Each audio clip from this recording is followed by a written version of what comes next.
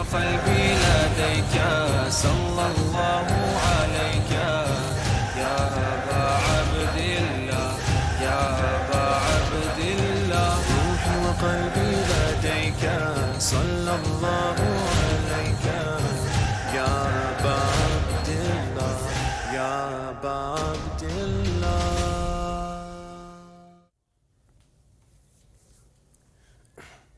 Welcome, dear viewers, with the land of Karbala is behind us. The land in which the flags of Imam Hussein alayhi salam can be seen in every corner and every place. The land which in these nights you see young, old, European, American, Asian, mourning Aba Abdillah Hussein alayhi salam. But tonight, excuse us and allow us to focus on the youth. All our viewers who are young, who are under the age of 17, 16. This night should be a night that you connect with the most. The night of that young man who was ready to sacrifice his own life for his uncle, but most importantly for his Imam. The young man who had not reached the age of puberty yet,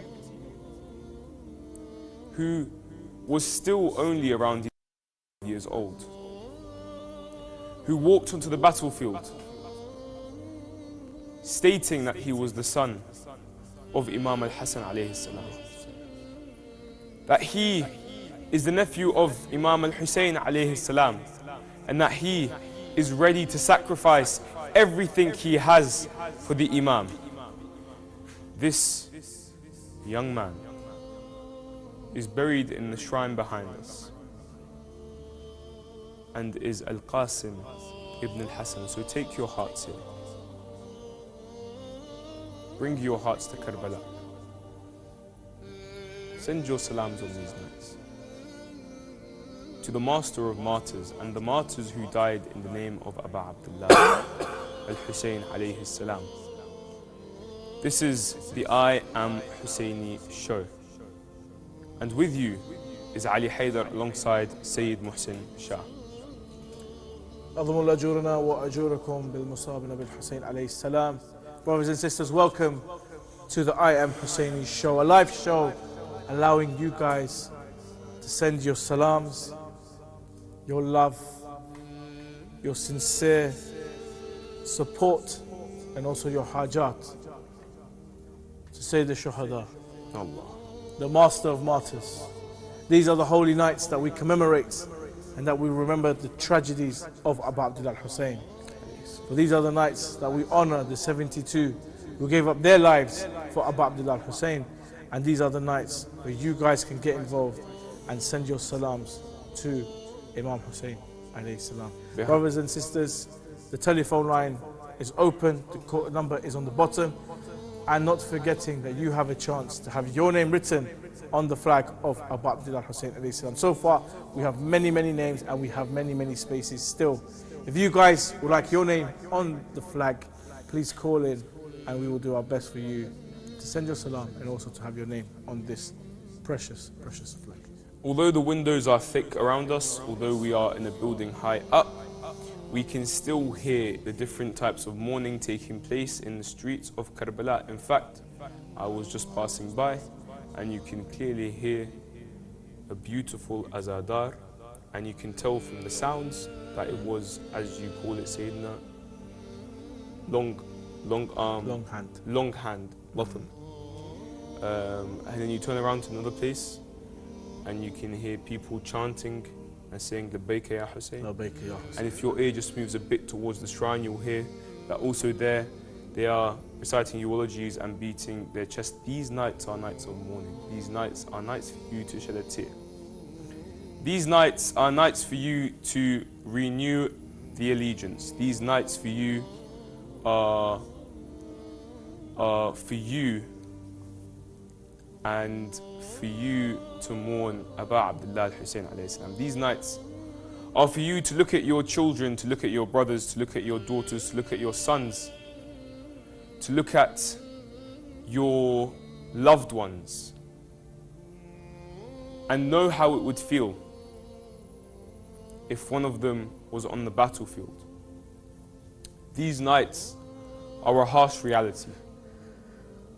Remembering that Aba Abdillah al-Hussein alayhi salam lost his family members on the plains of Karbala and he had to watch them. He had to watch Qasim alayhi salam go out. He had to watch Ali al-Akbar alayhi salam go out to the battlefield. He had to see his companions go out and not return. That is the harsh reality.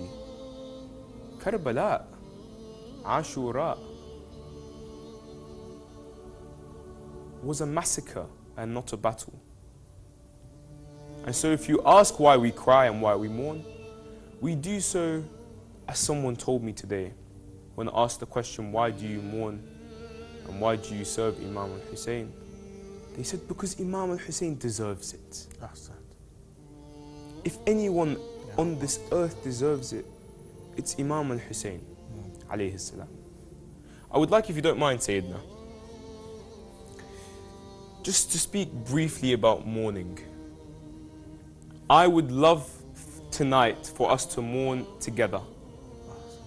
I crave that we all cry for Imam Hussein alayhi salam. This is a once in a year we have this. We can cry for Imam Hussein alayhi salam in all times of the year, but Muharram in the first 10 days, we wait for this to cry. Do you know who and what cried for Imam Hussein alayhi salam, Sayyidina?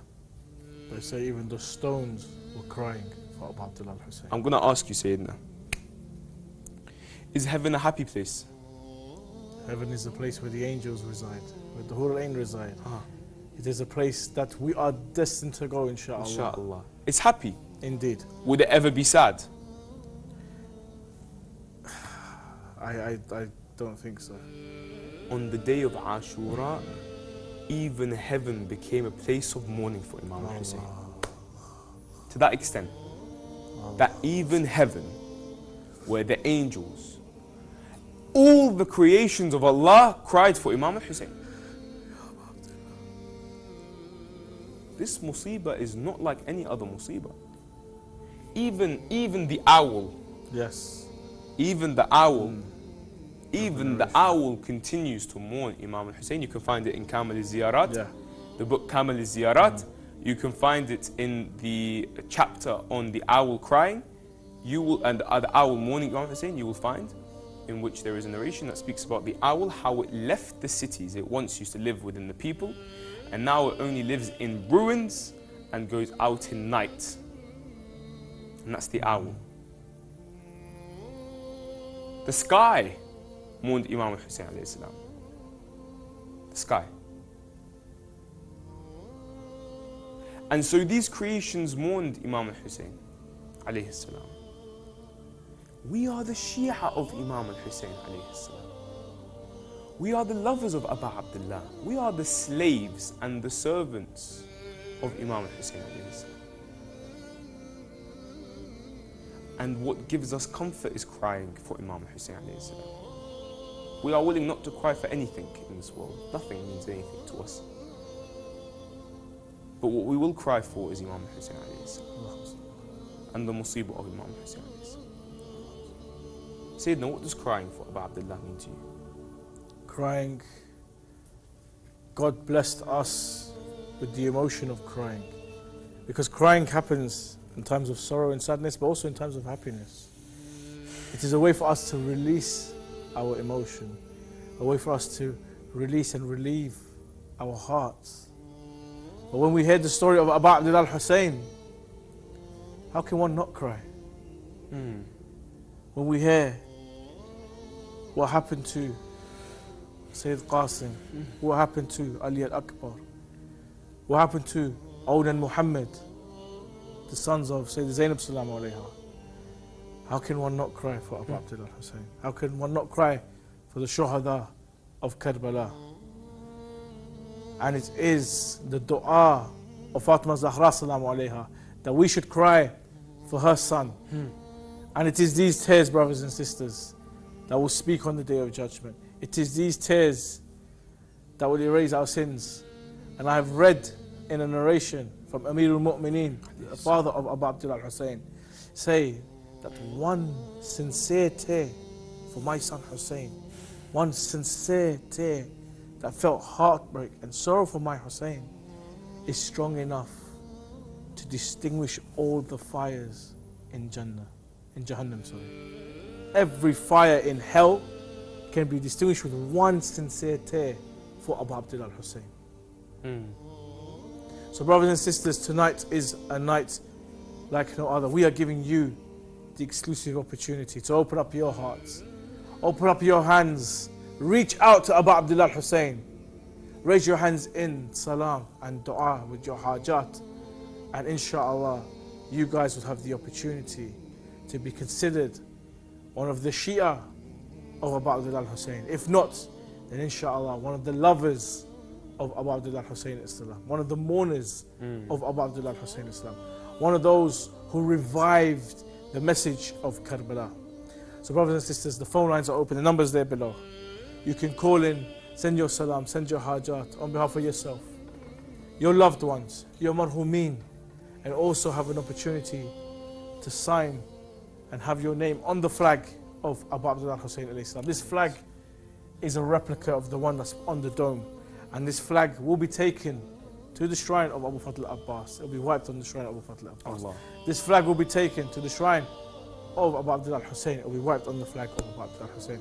And then this will be brought back to the Imam Hussein TV museum to show all those that supported us and all those that supported the majalis of Aba Abdillah Hussein. Now, Sayyidina, we speak about tonight, inshallah, Al-Qasim ibn al-Hassan alayhi salam. I just want to take you a few years before Karbala.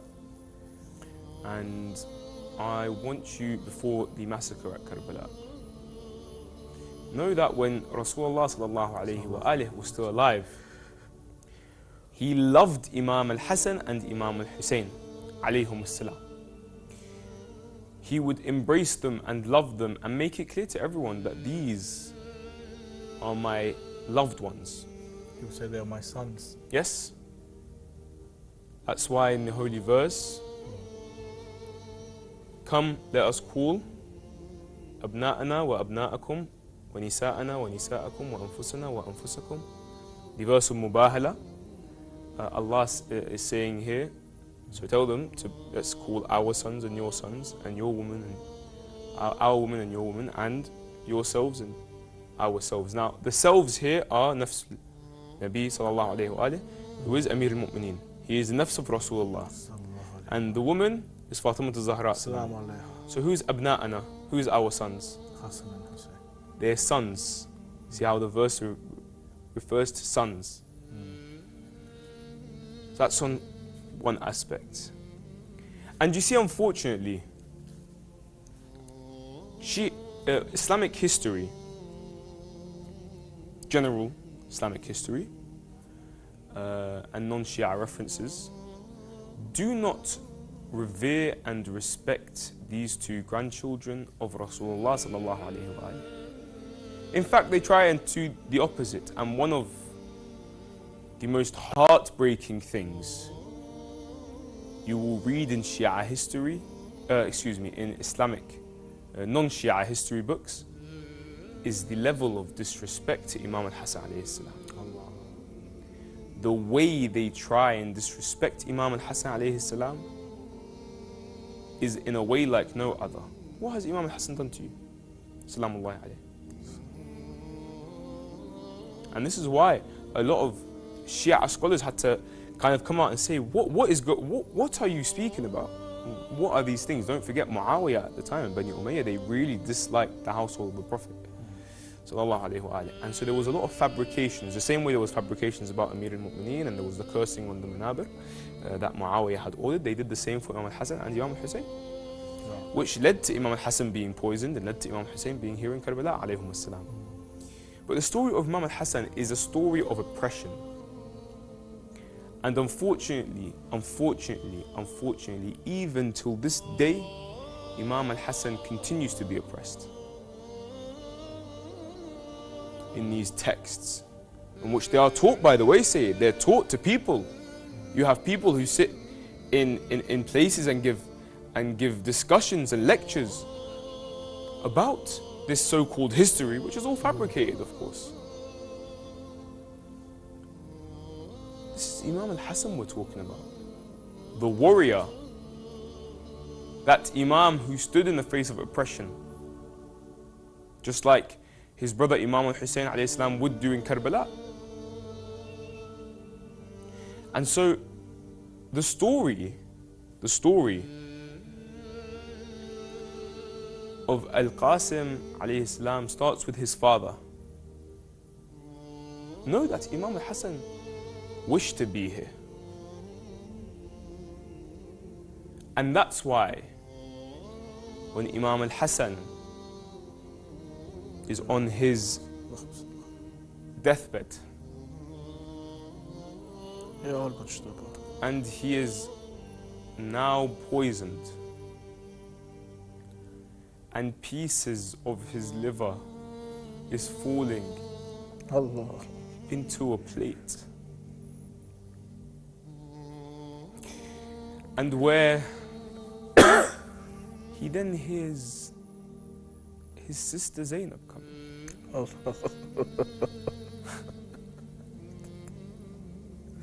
And as Zainab walks in, Imam al-Hassan alayhi salam hides the plate, the bowl. He does not want to worry Zainab. For Imam al-Hassan alayhi salam knows that one day Zainab is going to stand on the plains of Karbala. And she's going to see her beloved brothers on the plains cut up into pieces.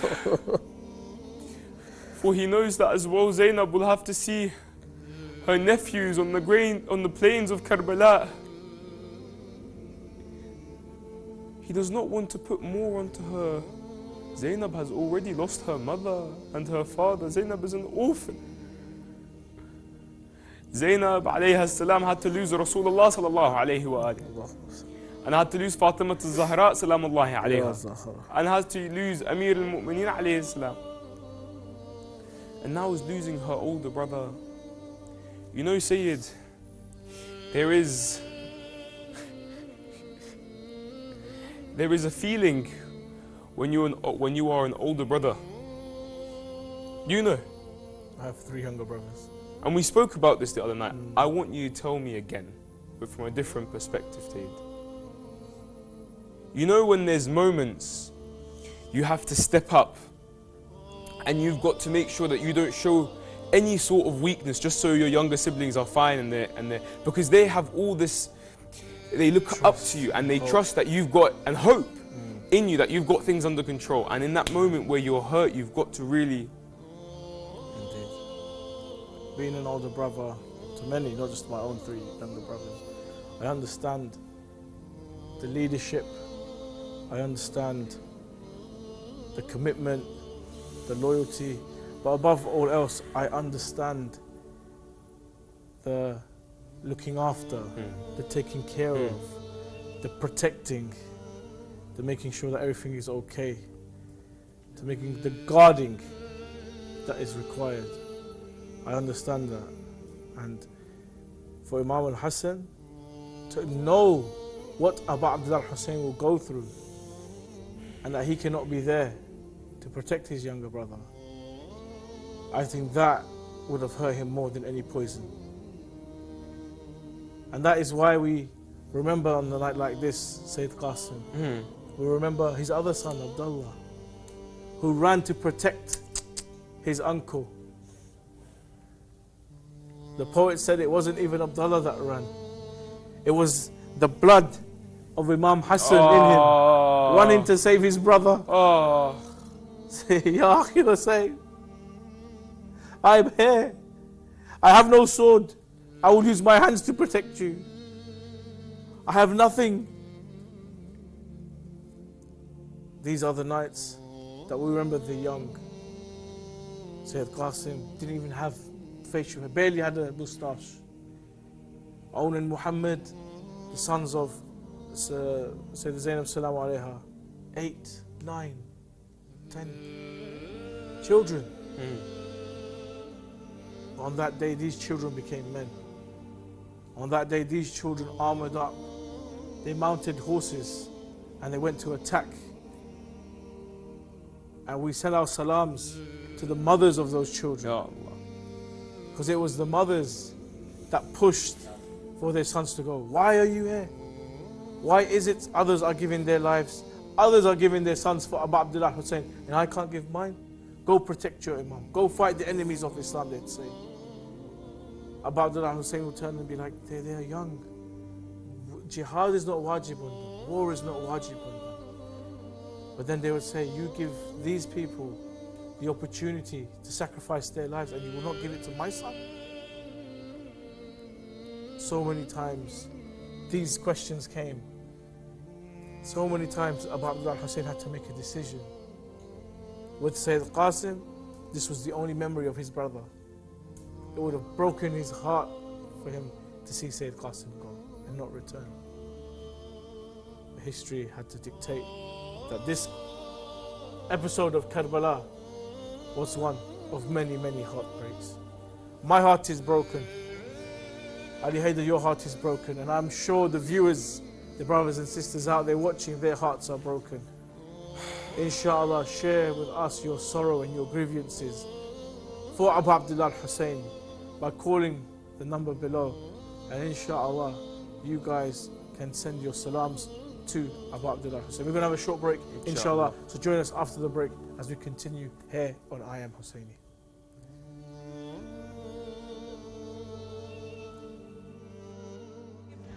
Of Imam Hussein charity campaign.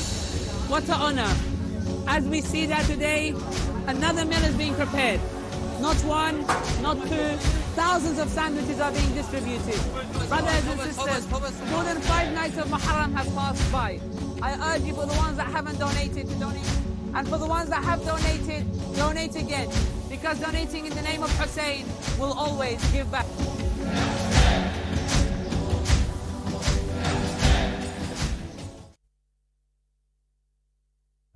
Bismillah ar-Rahman ar-Rahim. We are in the shrine of Imam Hussein alayhi salam, and we are dispersing water to quench the thirsty pilgrims. Brothers and sisters, it is your opportunity now to donate and give in the way of quenching the thirsts of the pilgrims of Imam Hussein alayhi salam. Be part of the change, be part of the impact, and let us always remember that he died of thirst, but inshallah we will be quenching the thirsts of each and every pilgrim that enters his land.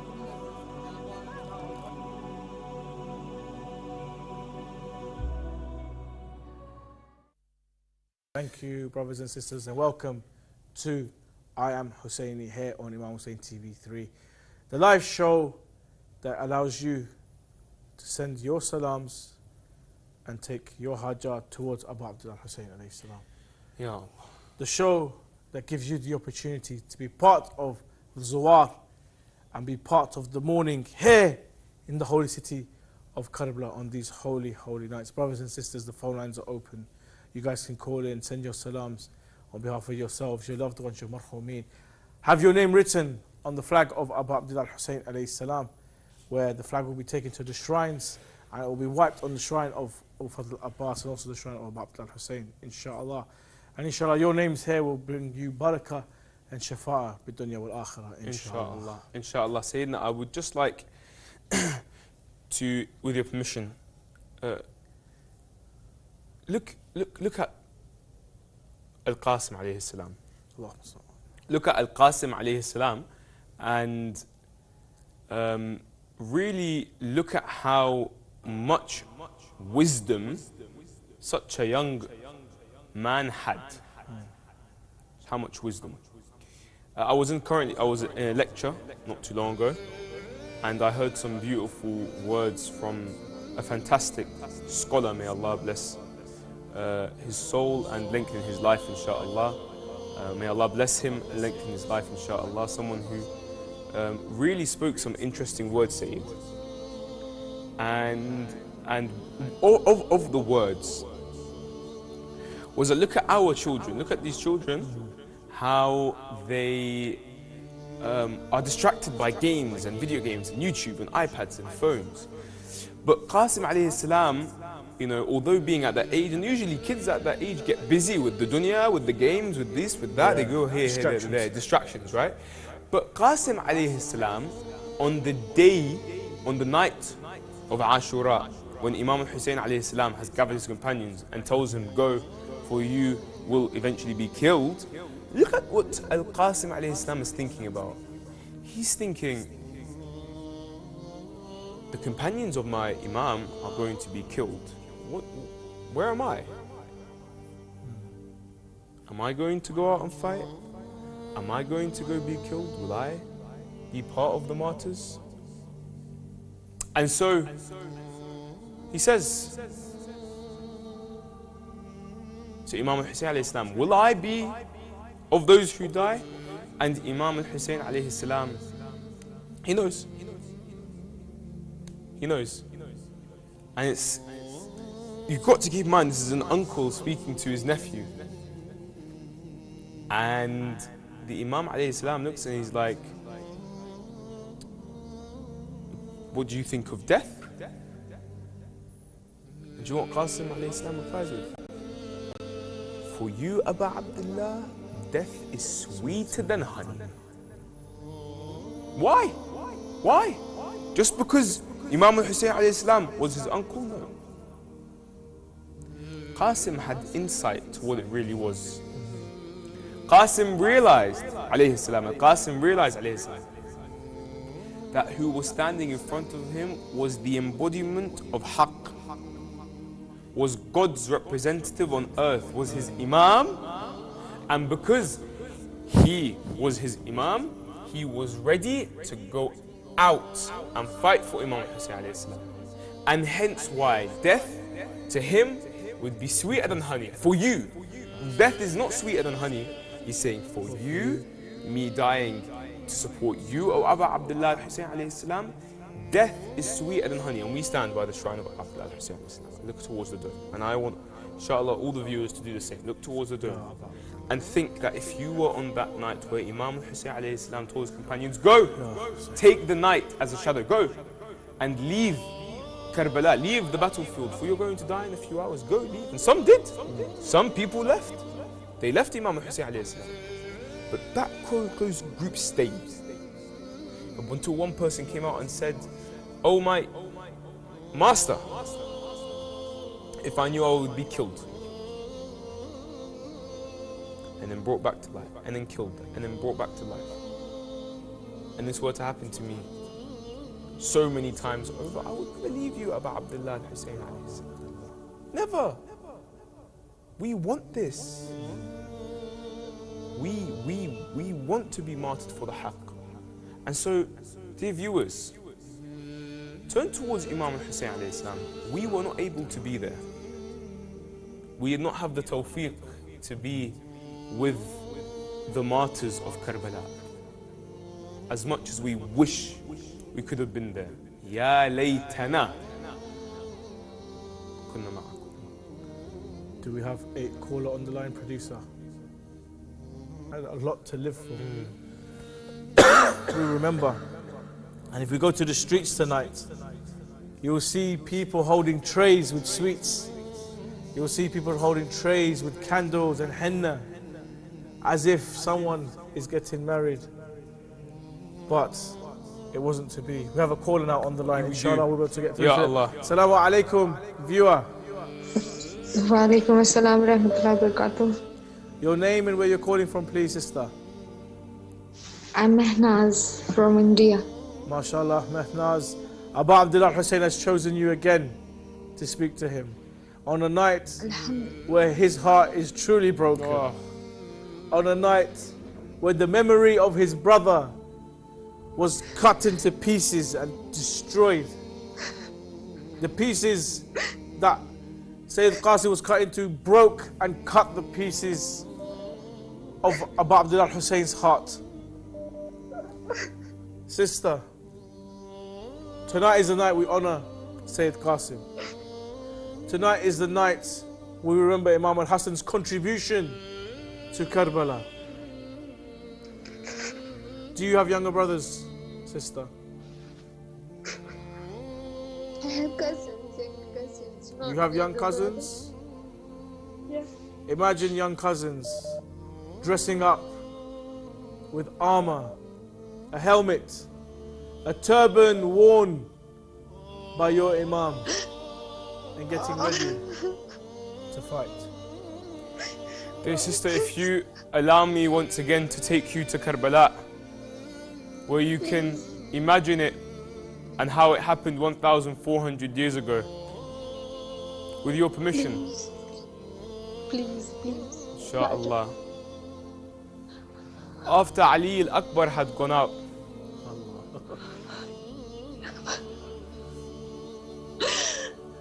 Al-Qasim alayhi salam looks towards his uncle. He says, let me die for you. Let me be martyred for you. Please. But Imam Hussein here, he's back and forth. Habibi, my nephew, son of my brother. You're young. You don't need to go into the battlefield. It's okay. So then Al-Qasim alayhi salam is speaking to his uncle, and then Imam Hussein alayhi salam says, go speak to your mother. So Al-Qasim then walks towards his mother, and his mother gives him a message from Imam Al-Hassan alayhi salam, in which Imam Al-Hassan has written a letter to his son Qasim saying, O son, defend your uncle, do not leave him alone. And so Qasim then goes out, not being able, for the armor is too big on him. And as Al-Qasim alayhi salam goes out, he is fighting, he kills a number of them. Al-Qasim then, as he's walking out, as he is fighting, the shoe that he is wearing breaks. And so he goes down to fix the shoe. And as he goes down to fix his shoe, Ajarakumullah, the cursed man comes and hits Al-Qasim on his head. Qasim looks out to Imam Al-Hussein alayhi salam. He says, Amma adrikni. Oh uncle, save me, oh uncle, save me. Imam Al-Hussein comes down quickly towards Al-Qasim. He comes down quickly towards Al-Qasim. He picks Al-Qasim and puts his chest on his chest. He's looking at heartbroken. This is my nephew. This is the son of Imam Al-Hassan alayhi salam. He picks him up. And then I want you to imagine that Imam Al-Hussein is walking back to the camp.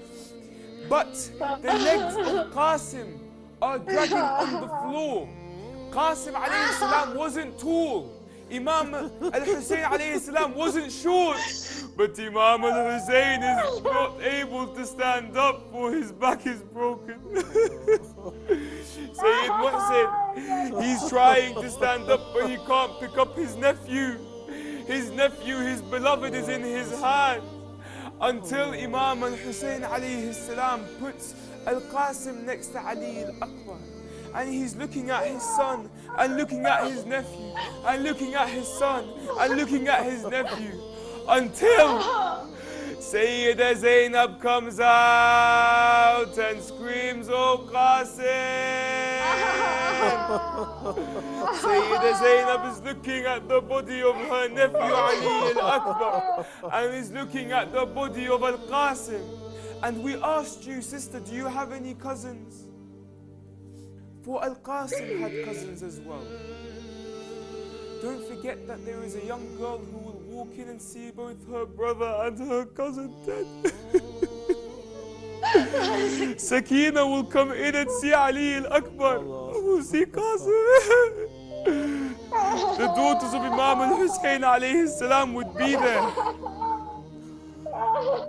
Don't forget that Qasim alayhi salam also had a younger sister. Oh, how difficult it is for a sister to see her brother lying down, not moving. Sister, God bless these tears. For these are the tears that Aba Abdillah Hussein is yearning for. These are the tears that Fatima Zahra Salamu Alayha comes to our majalis to collect. This is the dua of Fatima Zahra Salamu Alayha. Sister, we're going to give you some footage of the shrine, and we would like you to send your salams to Aba Abdillah Hussein and also Abu Fadl Abbas on this night where they remember their brother Imam Hassan and also the young Shahzada Sayyid Qasim ibn al-Hassan. Tafadhal, you're with the Imam, send your salams.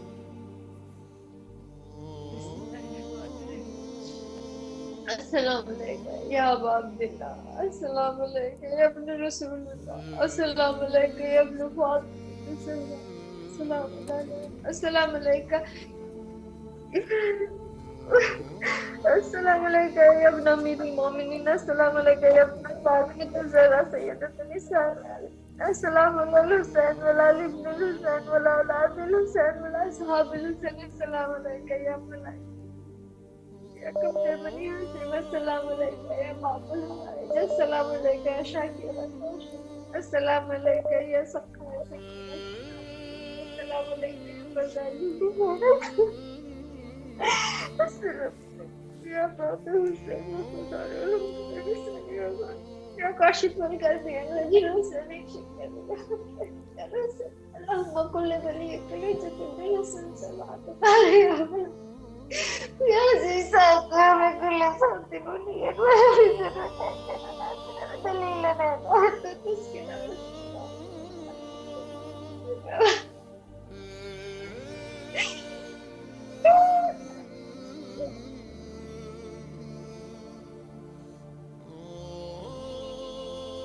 Dear sister, are you still with us? Yes. We thank you very much for calling in, and may you always shed tears on the musibah of Aba Abdillah Hussein alayhi salam. Thank you very much, and we really appreciate it. Please do not forget us from your prayers. Thank you very much. Assalamu alaikum. Thank you, Sister Mahnaz. Inshallah. Please feel free to call in again on these holy nights, for it is these holy nights that we have to remember Aba Abdillah Hussein, and it is on these holy nights that our tears are worth so much more than on other times during the year. And inshallah, you guys can be part of the experience here by calling in. I believe we have another caller on the line. Let us go straight to our viewer. Assalamu alaikum wa rahmatullah. Hello, assalamu alaikum. Assalamu alaikum. Your name, please, and where you're calling from. This is Sadia. I'm calling from London, brother. Assalamu alaikum, Sister Sadia, and thank you for calling. It is a night for us where we are very, very heartbroken. It is a night for us that we are remembering a young 13, 12-year-old who could barely lift up his sword, whose armor barely fitted him. And when he sat on his horse, his uncle Hussein would look and cry and say, "Oh Hassan, is that you? Oh my brother Hassan, how long has it been since we walked the streets of Medina together? How long has it been since we would talk in Kufa? Oh Hassan, look what the Kufans have done to us. Oh Hassan, look where I am. My mother is not with me. My father is not with me. Oh Hassan, how I yearn to see you. My Mawla, my Imam." Sayyidina, would you allow me to sit down, please? Ya Allah. Dear sister, look towards the shrine of Imam Hussein alayhi salam. that golden dome. I know you may have come back from a majlis. Some of you may be even going towards a majlis. But sister, those youngsters that went out to fight, they were the very same age that we see some of our youth in Husseiniyyah. Sayyid Mohsin has experience with a lot of the youth. And sister, you may sometimes in your local community see a lot of the youth walking and running around. As you imagine it, yes, 11, 12 years old. And when Qasim went out, it was as if Imam Hassan was there. That love for Imam Hussein was present, sister. You know what is said in the Ziyara? Sister, when Imam Hussein came towards Qasim alayhi salam, he was on the ground and he was testing if his feet were still working. He was testing if he could still move his body. Look at the innocence. The innocence here of a young boy who, when he sees that his uncle was alone, had this feeling that he needed to go out. He needed to fight for Imam Hussein alayhi salam. And Imam Hassan alayhi salam wanted this from his son. But sister, no matter what happens, there is nothing like the love of a mother and her son. Nothing. But sometimes there's some people that can become mothers. Sometimes. And there was a mother who may have not been the actual mother of the children of Karbala. But Sayyida Zainab alayha salam took care of all the youth. She took care of all the children. If we're going to speak about the children of Imam Hussein and Imam Hassan alayhi salam, look at, for example, Ruqayya, who in Sham, when Ruqayya asked to see her father and they brought her the head of Imam Hussein, and she died at that very moment, no one wanted to wash the body of Ruqayya. Do you know why? Do you know why? When someone came to wash the body of Sayyida Ruqayya, they said, I can't touch this body of this girl is sick. Look at these lines on her back. She must be ill, she must be sick. Sayyida Zainab says, no, these are the whips that they hit us with on the way to Shah.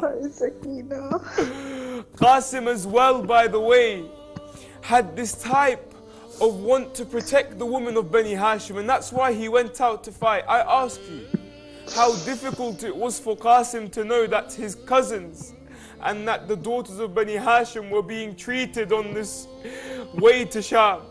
How difficult it was for Al-Akbar to know that his sisters were taken as captives. How difficult it was for Abbas to know that Zainab alayha salam, the princess of Bani Hashim, was taken like that to Shah. But how difficult it was for Imam Hussein alayhi salam to see all his friends and all his loved ones be killed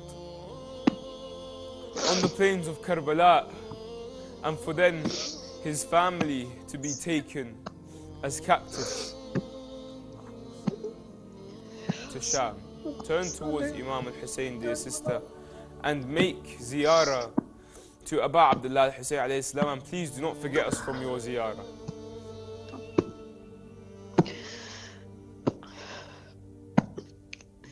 Assalamu alaikum ya Aba Abdillah. Assalamu alaikum ya Rasulullah. Assalamu alaikum ya Amir al-Mu'mineen, Abna Sayyid al-Wafina. Assalamu alaikum ya Abna Fatima Zahra, Sayyidat Nisa'il Alameen. Assalamu alaikum ya Aba Abdillah wa awlad Hussein wa ashab Hussein. Assalamu alaikum ya Mawla wal Ansarik al-Mujtahideen. جميل ورحمة الله وبركاته. اللهم صل على محمد وآل محمد واجعل فرجك فرجك. السلام عليك أيها العبد الصالح والمتي لله ورسوله والأمير المؤمنين والحسن والحسين. السلام عليك يا أبو الفضل العباس أمير المؤمنين. السلام عليك يا سيد الوسيلة. السلام عليك ورحمة الله وبركاته. يا أبو الحوائج أدركني، يا أبو الحوائج أدركني.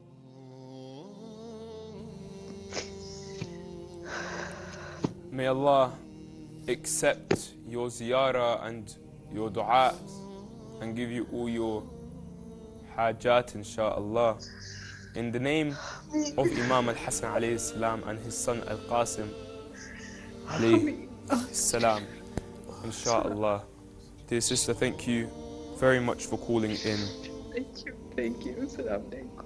Wa alaikum salam wa rahmatullah. The sister, she calls all the time, but this was probably the most heartbroken I've heard her. And it always breaks the heart listening to the story of Sayyid al-Qasim. Sayyid, it is one that breaks the heart. Oftentimes, Sayyidina, you have stories about Karbala that we may not know of. Do you have even some lines of poetry to give us insight? Plenty. There's so much. Every year we learn more and more about the tragedy of Karbala. Every year there's a new angle, a new insight, a new character to hear and listen to. But you know what breaks my heart the most is that on the eve of Ashura, while everyone is reciting Quran, while everyone is preparing their weapons and their armor, some even say that there is a I think it's called a mashaq in Arabic, where the war dance with the swords to prepare themselves for battle around the fire is happening. There's a man called Hussein who's walking behind the tents, looking at the Maidan. And he starts to lift the stones and the twigs and the thorns from the floor. Sayyidina Zainab salam alayha is worried. Where is her brother? He's been gone for hours. Where is he? She goes into the night looking for him and sees him sweeping the floor, cleaning the floor. And he says, "Oh brother, why are you doing this? What is it?" And he looks at his sister and he says, "After they kill me, you will have to run in this desert. You will be barefoot running on these hot sands. I'm just removing some of the obstacles that can hurt you." I believe we have another caller on the line. Inshallah, we'll get through to our viewer. Assalamu alaikum wa rahmatullah. Wa alaikum salam wa rahmatullah. Your name, please, and where you're calling from? My name is Fiza. I'm calling from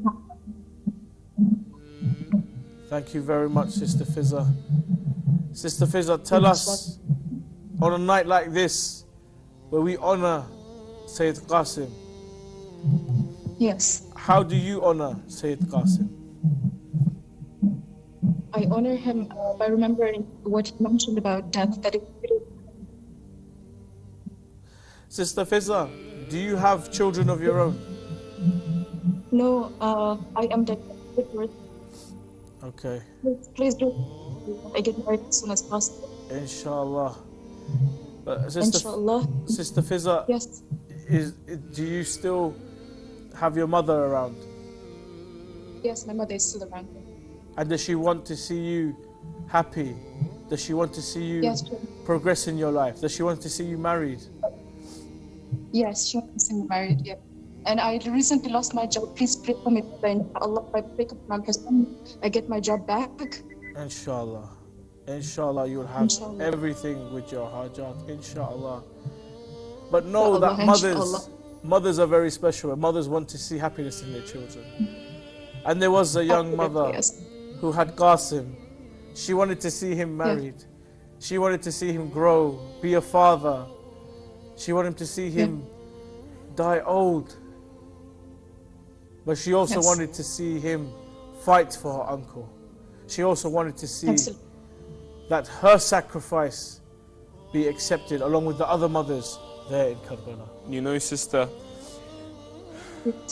mothers raise their children, and throughout the years they imagine one day this child of mine will become a doctor, for example, or a dentist, or maybe a khadim of Imam Hussein alayhi salam.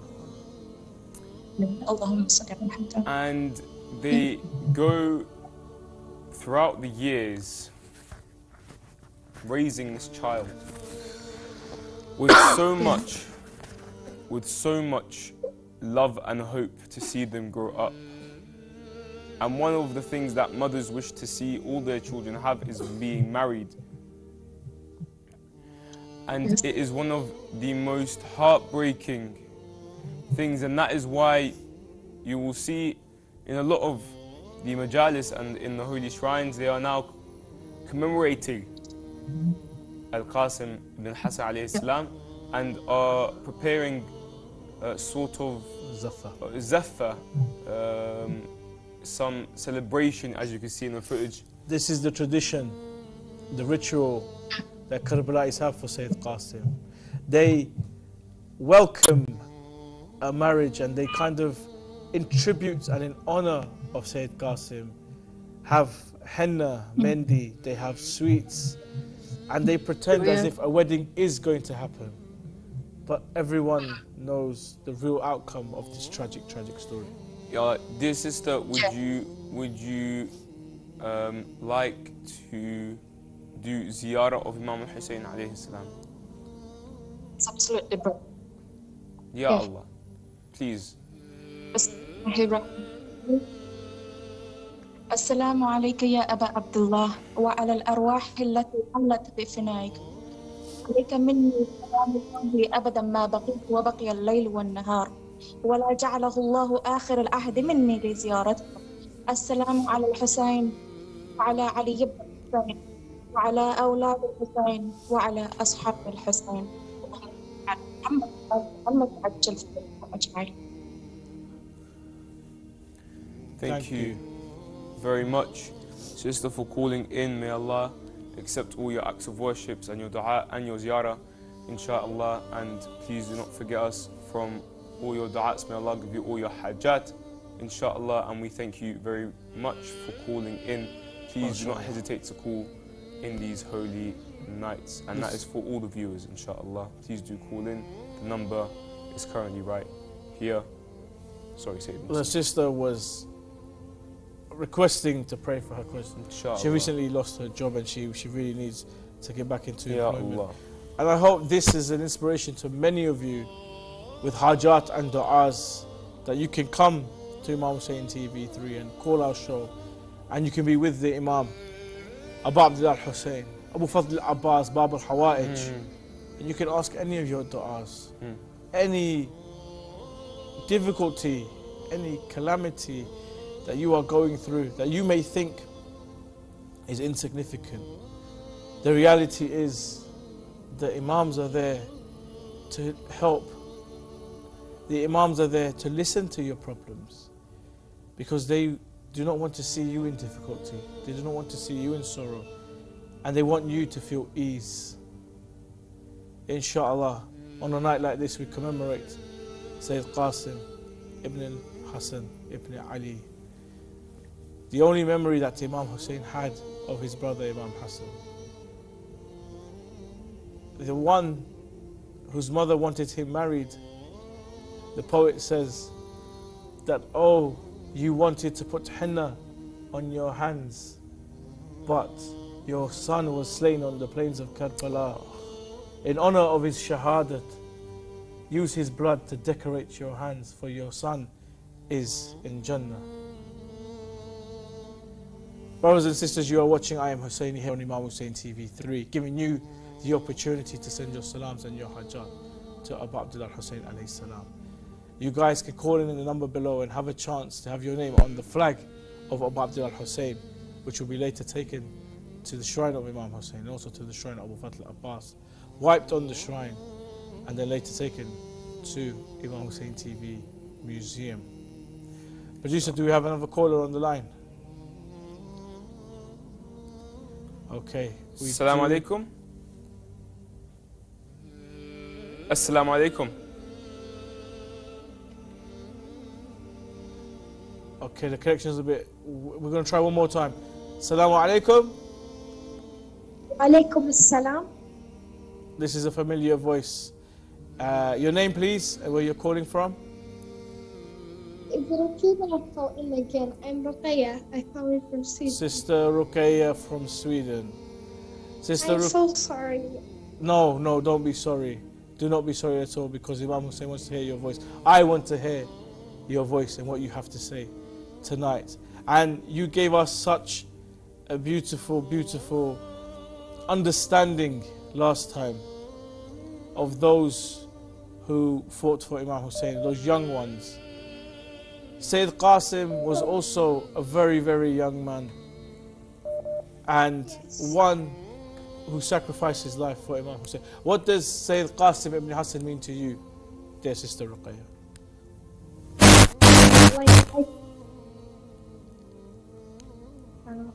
For the fact that I actually have good role models, because in my school we're not a lot of Muslims, and I see that my other classmates, their role models, they're not people who will lead them on the right path. And alhamdulillah that I have this great role model for me as a young Muslim, that is me. Sayyid Qasim teaches me that I should have yaqeen, that I should have tawakkul on Allah subhanahu wa ta'ala. And these are the things that I really, really needed. And tonight when I went to the mosque, it was the night that I cried the most for anybody. Wow. Oh. Why did you cry? Why did you cry so much tonight? What was special about tonight? Well, it was, I felt that, Qasim was so young. He had a world of opportunities in front of him. Getting married, building a family, building a future, experiencing life. But he had to realize the true meaning of this life and how worthless it is. And I just cried because I can't believe that I had to give all of that. And it's just so... Such wise words. And it's very heartbreaking when the youth speak about the youth of Karbala. Yeah. Because when you put into perspective that age,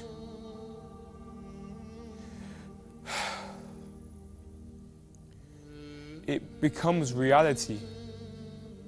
When you understand that Al-Qasim alayhi salam maybe still didn't have any facial hair. Maybe his voice wasn't deep at all. Look towards your siblings or your cousins at that age and it becomes reality and it breaks your heart. It truly breaks the heart. Yes. Sister, would you like to do Ziyara of Imam Hussein alayhi salam, remembering that Al-Qasim is also buried there alayhi salam? Of course. Of course. Thank you. Ya Allah, Bismillah. Bismillahirrahmanirrahim. Allahumma salli Muhammad wa ala Muhammad. Assalamu ala al-Hussein wa ala al-Hussein wa ala awlad al-Hussein wa ala ashab al-Hussein. Assalamu alayka ya Mawla ya Qasim ibn al-Hassan wa rahmatullah wa barakatuh. Allahumma ajil waliyaka al-faraj. Allahumma ajil waliyaka al-faraj. Allahumma ajil waliyaka al-faraj. Assalamu alayka ya Aba Abdillah wa Imam Hussein. Thank you for giving me the opportunity to talk to you this much. Your du'as are accepted. Commit dua that all of the people who are in Gaza and in Palestine, that their situation becomes easier and that they can live a better life and that they'll have a good dunya and a good akhirah, and that please pray to Allah subhanahu wa ta'ala that their sins may be forgiven and that this time which they have will be a time where they are patient, just like the martyrs of Karbala. Allahumma salli ala. Yes, thank you very much, dear sister. We really appreciate you being and calling in and giving us these wise words, and also allowing us to shed a tear on the musibah tonight of Qasim ibn Hassan alayhi salam. We inshallah have Brother Mahdi inshallah reciting a few lines of recitation, I believe, a eulogy inshallah. Let us welcome Allahumma salli ala Muhammad wa ali Muhammad.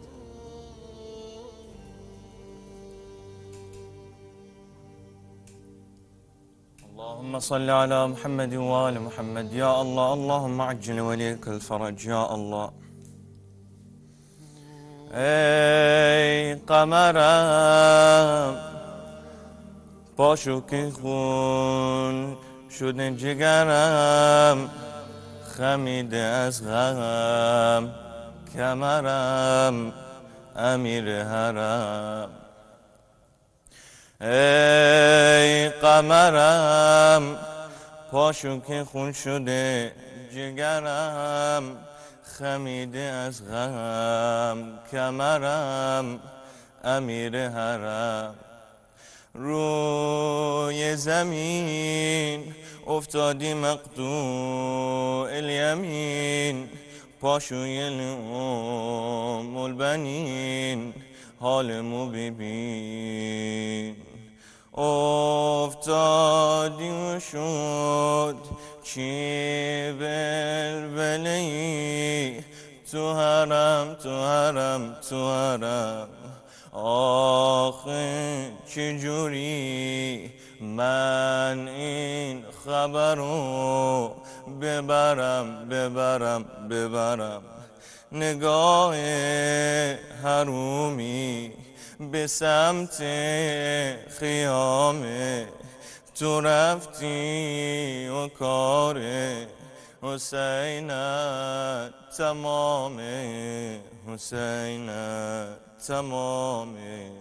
علم دار خدا نگهدار، علم دار خدا نگهدار، علم دار خدا نگهدار.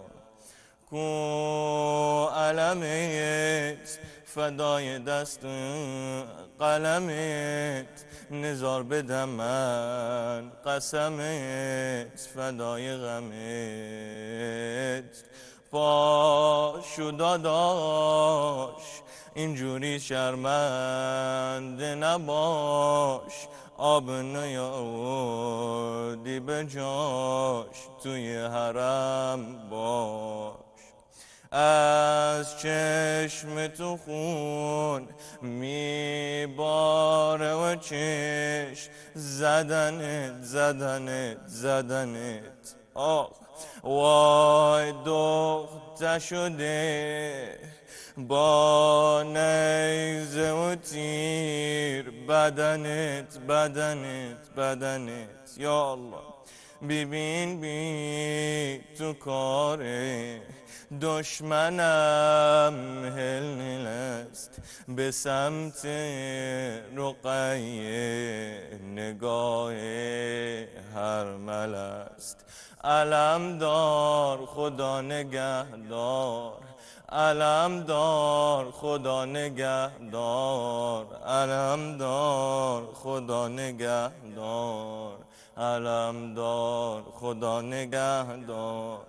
ای قمرم ای قمرم پاشو که خون شده جگرم، خمیده از غم کمرم امیر حرم. روی زمین افتادی مقطوع الیمین، پاشوی ام البنین حالمو ببین. افتادی و شد چی ولولی تو حرم تو حرم تو حرم آخه چجوری من این خبر رو ببرم آخ نگاه حرومی به سمت خیامه تو رفتی و کار حسینت تمامه علم دار خدا نگهدار علم دار خدا نگهدار علم دار خدا نگهدار علم دار خدا نگهدار اللهم صل على محمد وآل محمد وعجل فرجهم. Allahumma salli ala Muhammad wa ali Muhammad. Thank you very much, Brother Mehdi. And for those that are not familiar with the Farsi language, a brief description of what you were reciting. It was a nawha in Farsi about Abu al-Fadl al-Abbas alayhi salam. It says, Ya Abu al-Fadl al-Abbas, don't be guilty that you could not bring the water to Ruqayyah. Allah. The gazes of the haramis are looking at the tents. They're looking at Ruqayyah. Ya Allah. اللهم صل على محمد وآل محمد يا الله اللهم عجل وليك الفرج اللهم عجل وليك الفرج اللهم عجل وليك الفرج يا الله. Thank you, brother. Thank you very much, dear brother. We really appreciate your recitation and the beautiful words speaking about Abu al-Fadl Abbas alayhi salam. Please do call in. Do mourn the calamity of Imam Hussein. The number will be below, inshallah. This is your chance to mourn the one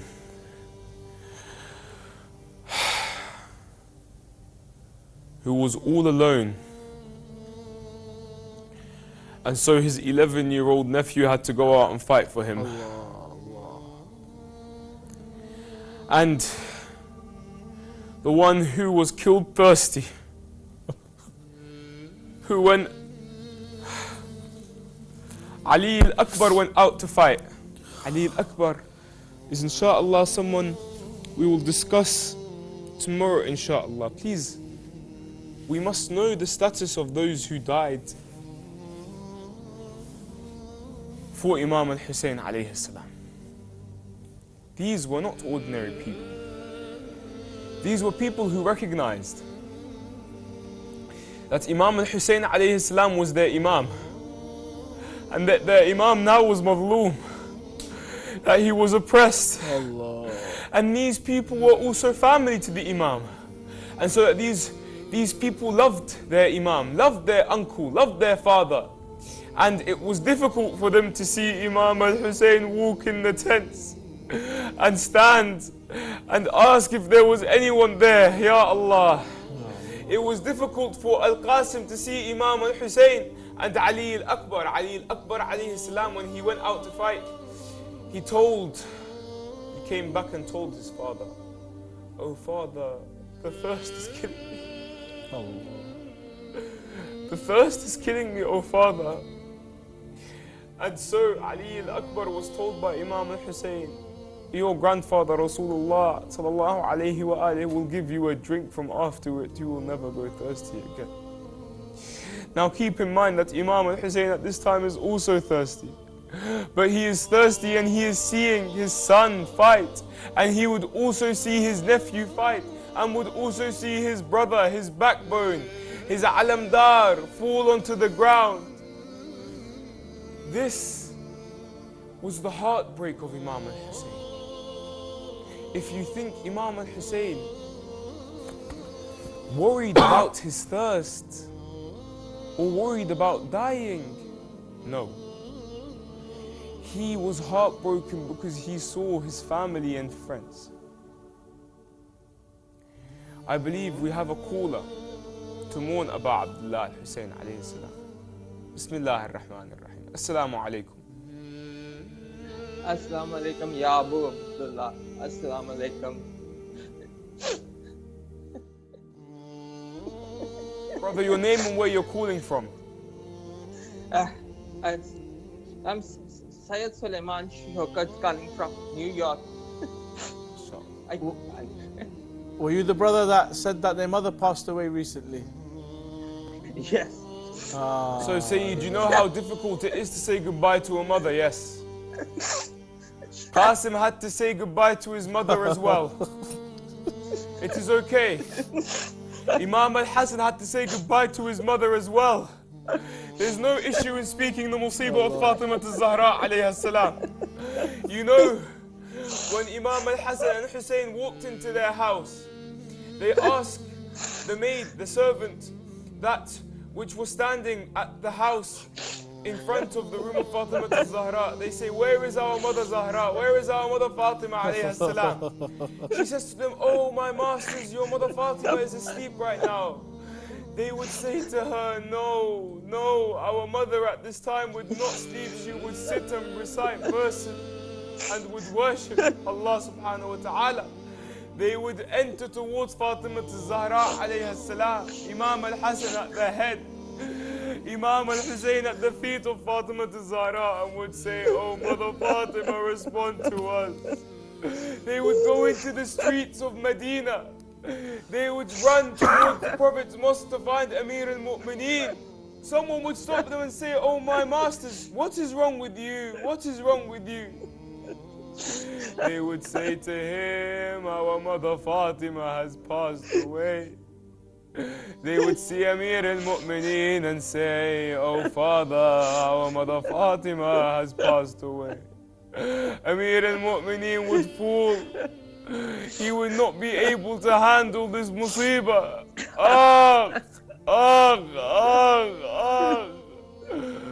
When the angels would see Imam al-Hassan and Hussein saying goodbye to their mother, Amir al-Mu'mineen would hear a voice from the heavens saying, oh Ali, remove al-Hassan and Hussein. Remove them from Fatima, for our hearts cannot handle this. How difficult it is to say goodbye to a mother. Ya Allah.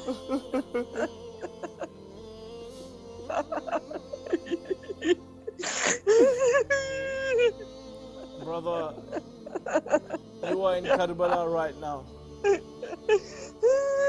You are with those who have lost their mothers and with the mothers who have lost their sons. Open your heart and speak to your Imam. Send your salams to Aba Abdillah Hussein. Assalamu alaikum. Assalamu alaikum, Ya Aba Abdillah. Assalamu alaikum. Ya Mawla Imam Hussein alayhi salam. Assalamu alaikum. Assalamu alaikum. Ya Abu Qasim alayhi salam. Assalamu alaikum. Assalamu alaikum. Ya Mawla Abbas. Assalamu alaikum. Assalamu alaikum. Assalamu alaikum. Ya Shuhada Karbala. Assalamu alaikum. Assalamu alaikum. Ya Rasulullah. Assalamu alaikum. Ya Mawla Imam Hussein alayhi salam. Assalamu alaikum. Ya Aulad Hussein alayhi salam. Ya Sahab Hussein alayhi salam.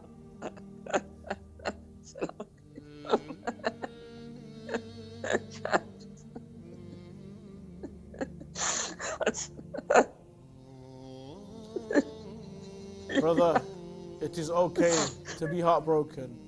It is okay to cry for your mother. These are the nights of crying. These are the nights of Masa'ib. Take your heart to Aba Abdillah Hussein.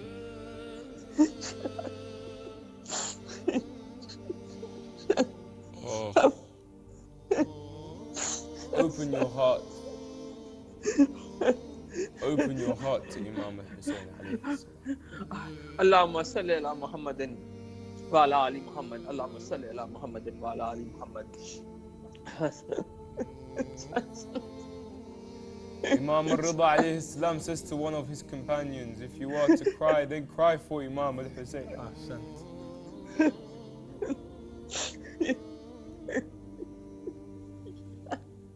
cry for Imam Hussein. Brother, I want you to stay on the line. I don't want you to hang up. We've only got a few minutes of the show left, and we need to recite the Musibah of Qasim and inshallah the Musibah of Awliya Muhammad. So I'm going to ask Ali al-Haidar to please recite some of the Masaib of Hazrat Qasim, Sayyid Qasim ibn Hassan. Please stay on the line, brother. Thank you. Dear brother, Qasim alayhi salam, before the battle on that night, Imam Hussein alayhi salam gathers his companions and his family. And he says to them, it is night now, take the night as an opportunity to leave. They want me, they don't want you. And some people end up leaving Imam Hussein. But there are some, like that companion, who would stand up and say to Imam Hussein that if I were to be killed and then brought back to life, and killed and then be brought back to life, and this were to happen to me 1,000 times over, Aba Abdillah, I will never do. But there is a young boy in this crowd who is listening to all of this, and he thinks to himself, death? Is that what awaits us tomorrow? Martyrdom? And so this young boy asks the Imam and says, oh, Imam Hussein, will I be among those? Look at where Qasim alayhi salam is thinking about. Look at what he's thinking about. He's thinking about martyrdom. Kids are supposed to think about playing, going out. Kids are supposed to think about wearing new clothes. Kids are supposed to think about, they're supposed to think about spending time with their mother and father. Don't forget, Qasim has also lost his father as well. And Qasim is now asking his uncle, will I be among those who die tomorrow? Imam al-Hussein is in a position where he's looking at the son of his brother. An uncle can be like a father sometimes. And he says to him, oh Qasim, how do you find death? And Qasim says, oh, for you, Aba Abdillah, death to me is sweeter than honey. And so when the time comes for Al-Qasim to go out, he puts on these armors, but these armors are too big. They're too heavy. As he then asks permission from his mother and reads the words of his father, you can imagine Imam Hussein is now looking at this letter and can see the handwriting of his brother and is thinking to himself, oh, how much I may miss you, my brother. All the time that we spent together in our childhood, how we sat under the kisa of Rasulullah and the verse came down. And now look at these people here. And so Al-Qasim alayhi salam goes out to fight. I know we've already mentioned this once, but allow us to mention it one more time. Al-Qasim goes out to fight. And he says that if you reject me, so that I am the son of Imam Hassan. He's proud to be out. He kills a number of the enemies. And then his shoe breaks. And in that culture, don't forget he is a Hashim. He's from Bani Hashim. He's of a high status. Do you think the grandson of Rasulullah will have a broken shoe? No. Because of that pureness that Al-Qasim has, he gets down to fix his shoe. And these cursed people take it as an opportunity to hit Al-Qasim on the head. And Al-Qasim falls down and says to Imam al-Hussein, oh, uncle, come, save me. And so Imam al-Hussein comes quickly towards Al-Qasim. Al-Qasim is in the sound. Al-Qasim is in the sand. He is testing his feet. Look at how innocent he is. He is there and he's testing his feet until Imam al-Hussein puts his chest onto his chest and brings him back to the tent and lays him there next to Al-Akbar. Brother, imagine this, picture this. that Imam Hussein at one moment is looking to Ali al-Akbar and then to Qasim, and then to Ali al-Akbar and then to Qasim. And then Sayyida Zainab comes in and sees her nephew, sees Al-Akbar and sees Qasim, sees the son of Hussein and the son of Hassan laid side by side. What do you think Imam Hussein is thinking to himself right now? How heartbroken is Imam Hussein? How hurt is Imam Hussein? How difficult it is for Imam Hussein? Ya Allah. Ya Allah. It wasn't only Imam Hussein that saw the tragedy of his brother's son to be martyred on the plains of Karbala.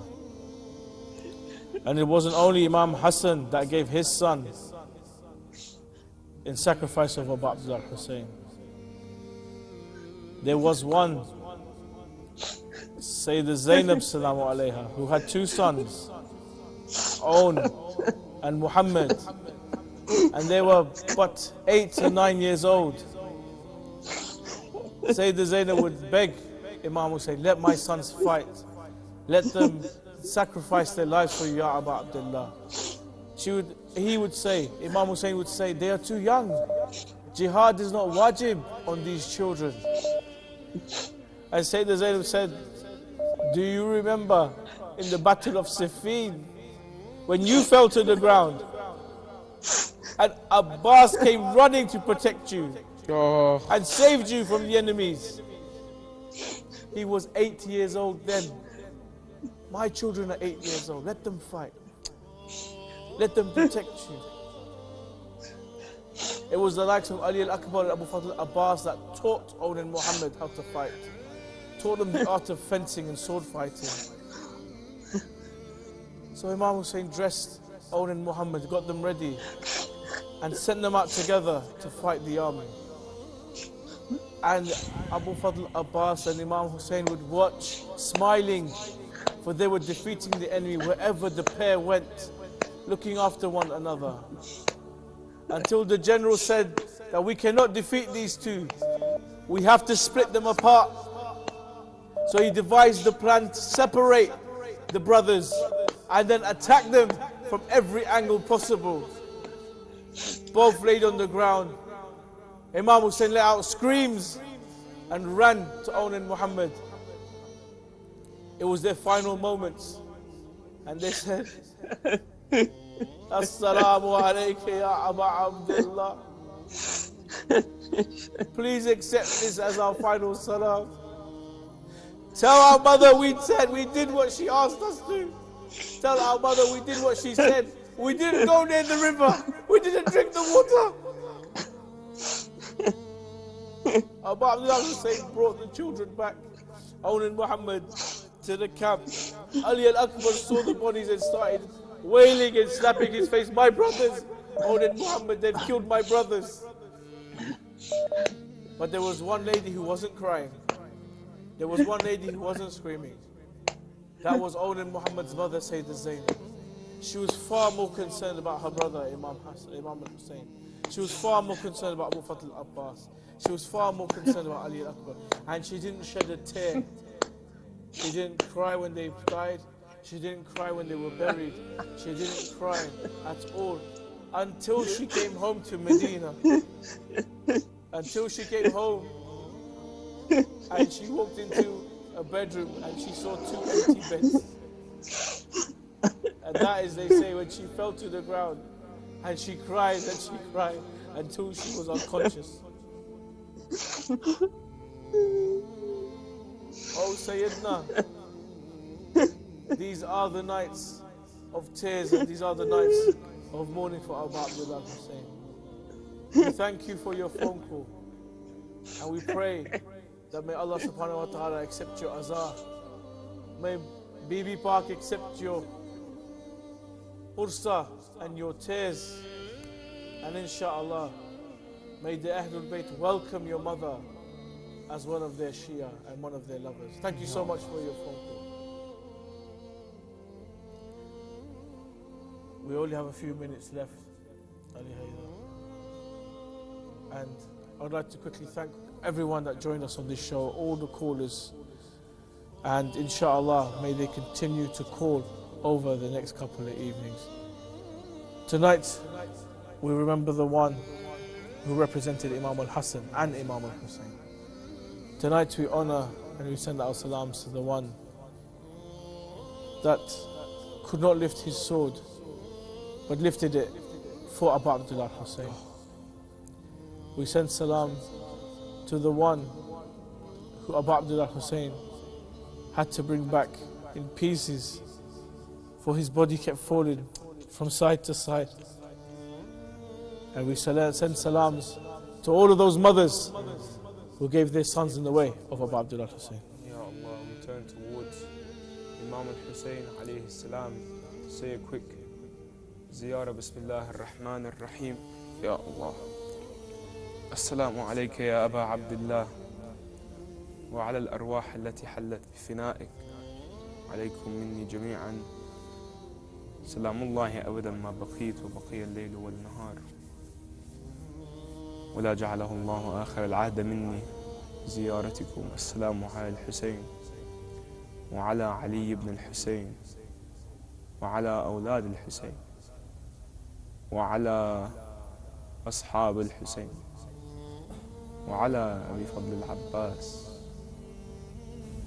وعلى زينب الحوراء وعلى ابن الحسن القاسم بن الحسن عليه السلام. يا الله يا الله please. وقلبي لديك صلى الله عليك يا أبا عبد الله يا أبا عبد الله روحي وقلبي لديك صلى الله عليك يا أبا عبد الله يا أبا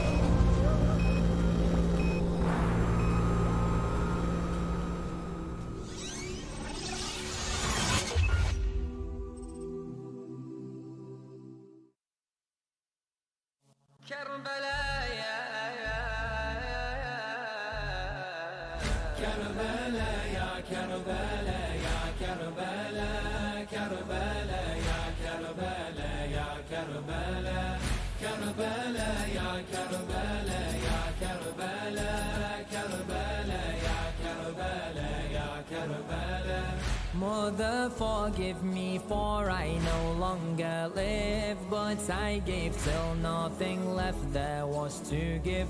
For brother Hussein I gave my left and right. Oh mother, for Hussein I gave my eyesight.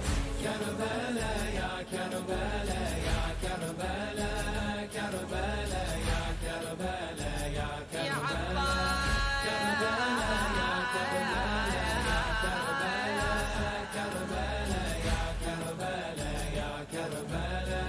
I gave my rights, for I was his right-hand man. When all left Hussein, with Hussein I would stand. I gave him my left, I promised to give all. I refused to see before me Hussein fall. Karbala, ya Karbala, ya Karbala, Karbala, ya Karbala, ya Karbala.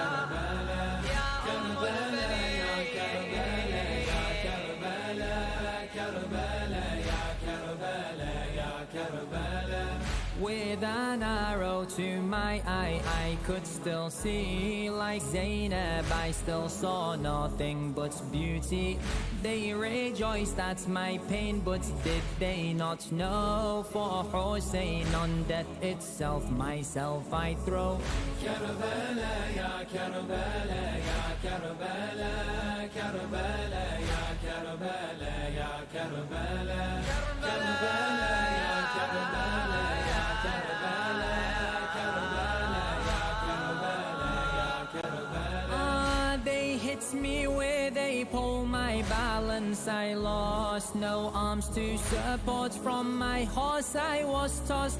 But mother, despite everything that they took, still to Master Hussein with guilt I would look. Karbala, ya Karbala, ya Karbala, Karbala, ya Karbala, ya Karbala, Karbala, ya Karbala, ya Karbala, Karbala, ya Karbala, ya Karbala. More I wanted to offer, I was not done. For me the battle hadn't even begun. But mother, forgive me, to me death had come. How could I leave when Hussein hadn't yet won?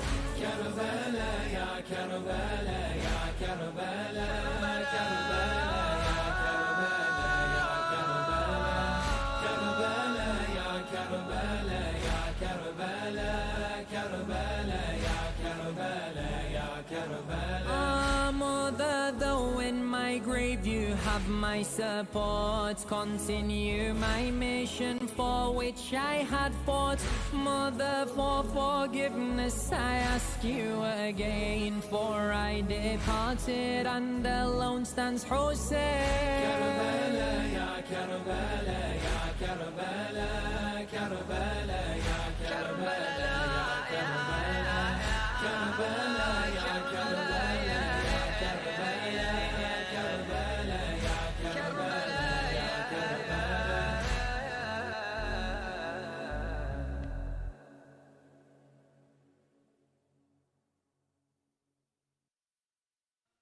Look ya Zahra, look ya Zahra, look ya Zahra.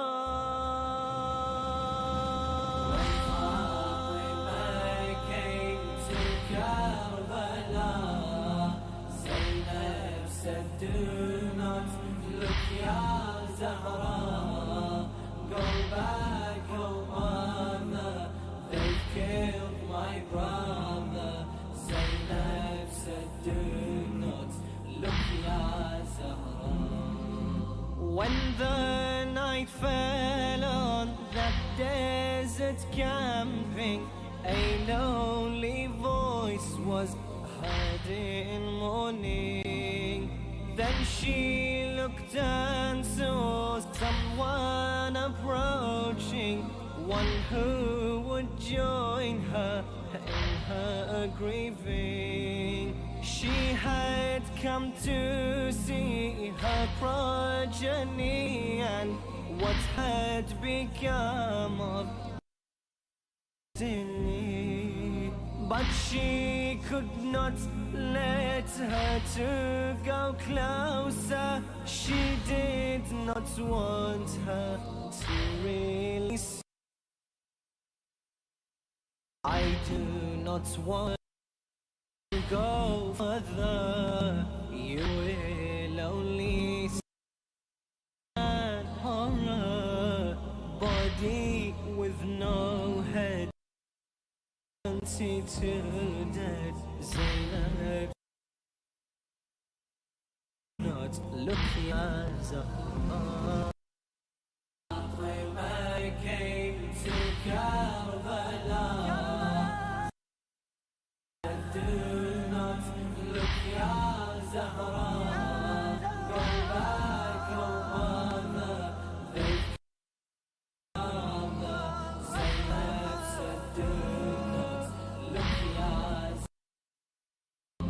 Before you were born, my loving daughter, I was shown this by your breath.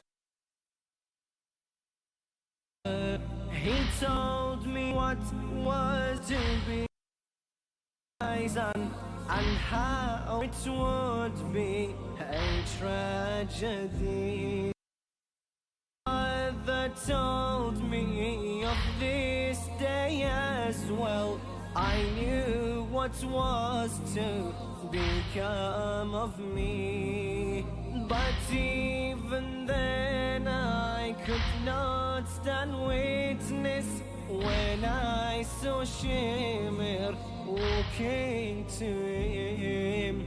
My mother, you cannot bear to see what they did to his broken body. Arrow in his heart, liver ripped apart. Zainab said, do not look, Ya Zahra. When Fatima came to Karbala, Zainab said, do not look, Ya Zahra. Go back, oh mother, they've killed my brother. Zainab said, do not look, Ya Zahra. Oh mother, when he stood and addressed the people who had now turned on him, he cried and shed the bitterest of tears.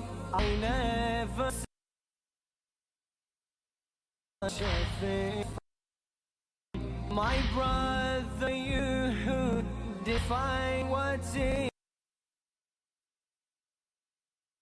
I stand to see you crying. I not for what shall happen to us. At the cause of their doom is me. Even in this final moment, he could only think of their torment. Could they kill him? He came to help. Said, do not look, Ya Zahra.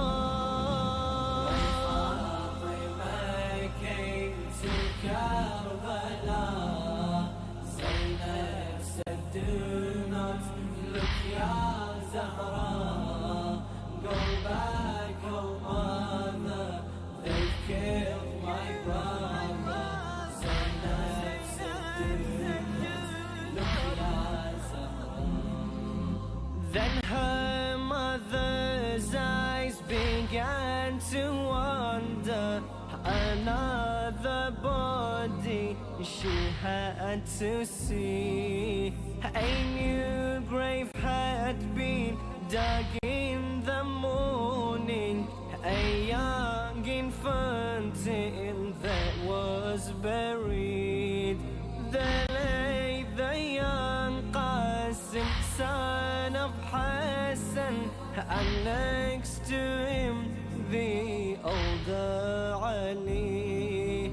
But it was Ali al-Asghar she came to, the one they killed in his father's arms.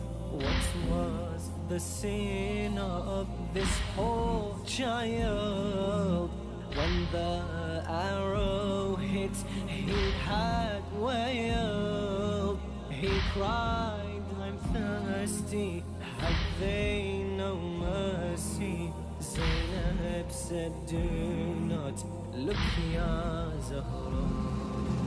When Fatima came to Karbala, Zainab said, do not look, Ya Zahra. Go back, oh mother, they've killed my brother. Zainab, do not look, Ya Zahra. Another had now in their pain. She had also lost her sons. Fatima held her الحزن يا أبا عبد الله يا شهر عاشور هيجت الحزن.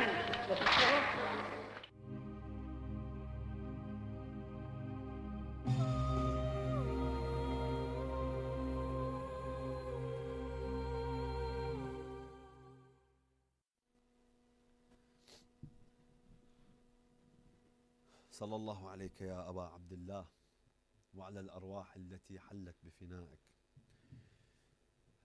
We are drawing closer to the day that we wait for throughout the year, to let out what we are holding inside of us, that build up of emotion, that huzn, that, I don't want to say depression, but that pain that we feel inside of us. For Aba Abdillah al-Hussein, the day is drawing closer and the heart feels heavier day and night as we get closer to the day of Ashura. Here on Verses of Love, we welcome you again for a night of Aza and lamentation, for a night of understanding of who the Ahlul Bayt are, who the martyrs of Karbala are.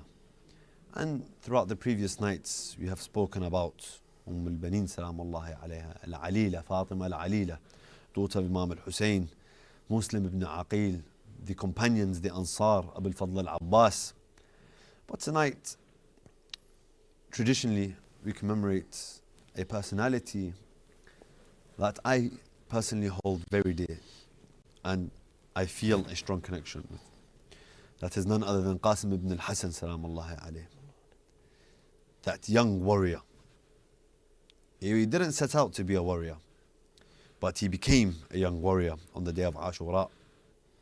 Tonight we commemorate him. Tonight we remember that at such a young age, what sacrifices can be done for Aba Abdillah al-Hussein alayhi salam. But before we do get into this, we would like to welcome Mullah Rashid Haidar to recite a few lines of poetry and lamentation in honor of Qasim ibn al-Hassan alayhi salam. We welcome him with a loud salawat ala Muhammad wa ali Muhammad. Allahumma salli ala Muhammad wa ali Muhammad. يوم ذكريني من تمر زفت شباب من العرس محروم وحنيتي دم المصاب شمعة شبابي من يطفوها حنيت دمي والجفن ذار التراب يوم ذكريني من تمر زفت شباب من ثد النيبة راضع بصاف الحليب وبهالشهادة صار لي قسمة ونصيب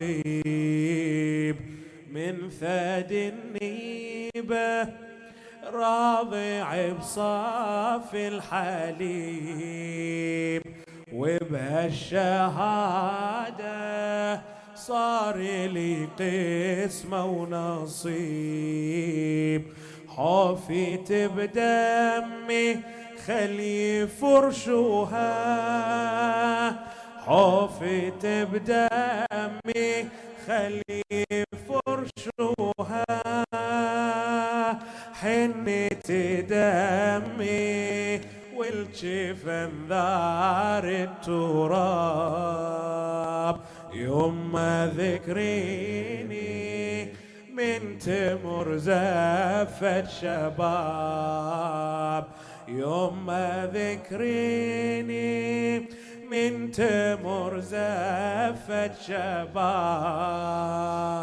من العرس محروم حنتي دم المصاب، شمعة شبابي من يطفوها حنتي دمي والجفن ذار التراب، يوم ذكريني من تمر زفة شباب، يوم المبارك أصبح الدين شهيد، وفزاع العمي من يظل بالطف وحيد، رملة بمصابي خلي وسوها،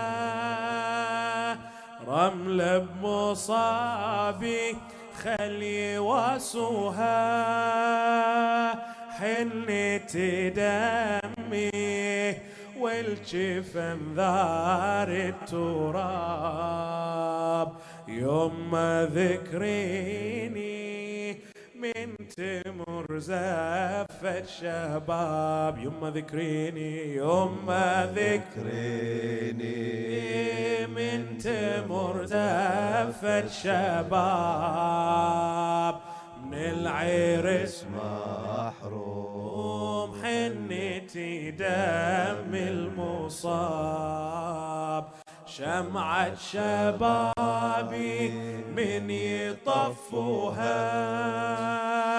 حنتي دمي والجفن ذار التراب، يوم ذكريني من تمر زفة شباب. Mother, my whole life I've wanted to make you proud, to make you happy. It's all that I've ever vowed. Mother, my whole life I've wanted to make you proud, to make you happy.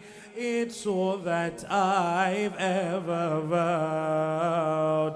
My youth's been taken, I lay in my shroud. My youth's been taken, I lay in my shroud. Mother, my whole life I've wanted to make you proud. يوم ذكريني من تمر زفة شباب. The way you've raised me, I'd give my life for Hussein. Mother, forgive me if I've caused you any pain. Please don't forget me when my time has come. Please don't forget me when my time has come. Mother, my whole life I've wanted to make you proud.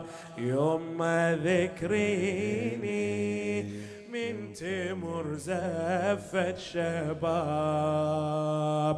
يوم ذكريني من تمر زفة شباب.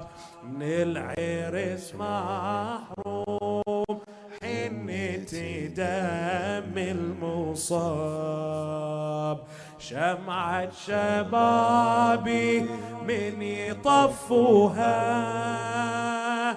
حنتي دمي والجفن ذار التراب. يما ذكريني من تمر زفت شباب. صلوا على محمد وآل محمد. اللهم صل على محمد وآل محمد وعجل فرجهم ولعن أعدائهم. أحسنت. طيب الله أنفاسك. Mullah Rashid, طيب Allah أنفاسك. May Allah bless you for these beautiful lines of poetry in the English language as well, which surprised me. This is a very known Arabic نوحة والأطمية يما ذكريني, very old school Karbala'i, and I love the fact that you added English to it as well, Mullah, which really brings it home to a lot of the audiences. Salam Allah al Qasim ibn al Hassan. I'd like to welcome Sayyid Rida al-Musawi back to the show. I didn't introduce him earlier as we were just going straight into the Lamentations. But Sayyid Rida and I have been speaking for the majority of the nights during the 10 nights about the different personalities that influenced Karbala or had an effect in Karbala or were affected by Karbala. Tonight, Sayyidina, Salamun Alaikum, of course. Alaikum Assalam wa rahmatullah. Tonight, we are discussing Qasim ibn al-Hassan, Salamullah alayhi. Salamullah alayhi. Who is he? Let's start off with that. Who is he? بسم الله الرحمن الرحيم. القول مني في جميع الأشياء قول آل محمد فيما أسر وما أعلنوا وفيما بلغني عنهم وفيما لم يبلغني. Qasim, as we know, is the son of Imam Hassan alayhi salam. And he is also the son of Ramla, who, if we were to look at Ramla, and if we were to ever, hypothetically speaking, of course, to see if there was a second al-Baneen in Karbala, then that is Ramla. She lost 3 of her sons in Karbala, the sons of Imam Hassan alayhi salam, and Al-Qasim salamullah alayh had an important role in Karbala. His character, it wasn't just him. One of the things that we have to understand about Al-Qasim is that he carried his father's name in Karbala. Similarly to how the children of Muslim carried Muslim's name in Karbala. The sons of Zainab carried Zainab's name in Karbala. Similarly to the sons of Imam al-Hassan. As we know, Imam al-Hassan was largely affected by the tragedy of Imam Hussein before it even happened. As we know, Imam al-Hassan is there, as we say, throwing out his insides because of the poison of Ja'da. He sees his brother Imam al-Hussein crying. Of course, Imam al-Hussein will cry over his older brother, and the Imam of his time, Imam al-Hassan, looks at him. He says, "You cry over me, O Hussein? La yawmka yawmika ya Aba Abdillah." We see how much Imam al-Hassan is affected from that day. And his son Al-Qasim represented Imam al-Hassan, this Mazloom Imam, on the day of Karbala. And this also teaches us a lesson that whatever you do, especially when it's khidmah of Ahlul Bayt, include your parents in the reward. Represent your parents proudly and have a correct image of them.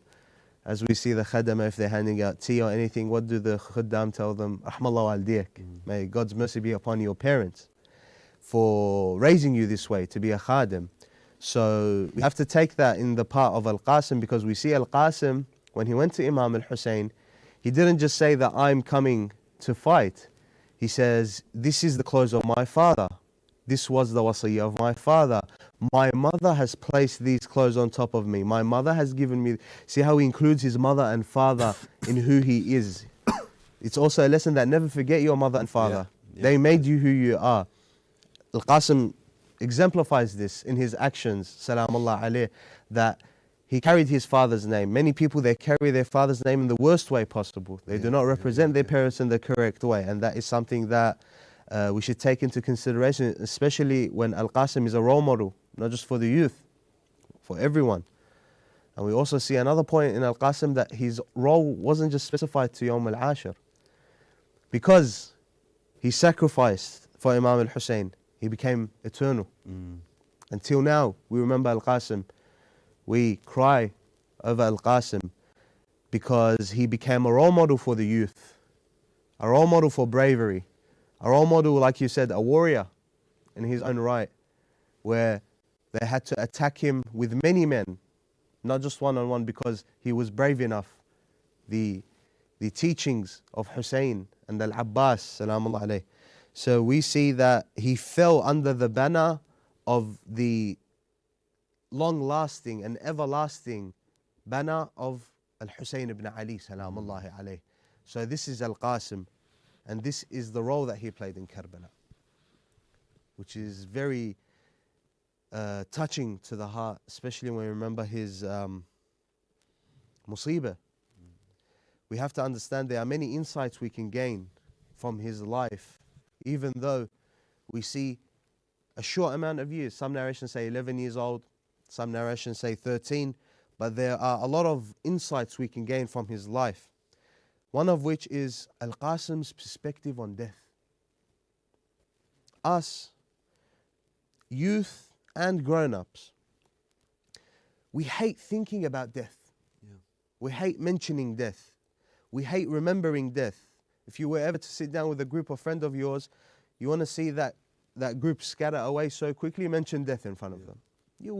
They can't stand to mention death. But our religion teaches us to frequently mention death. We see Amir al-Mu'mineen, he says, wake-up call. Of course.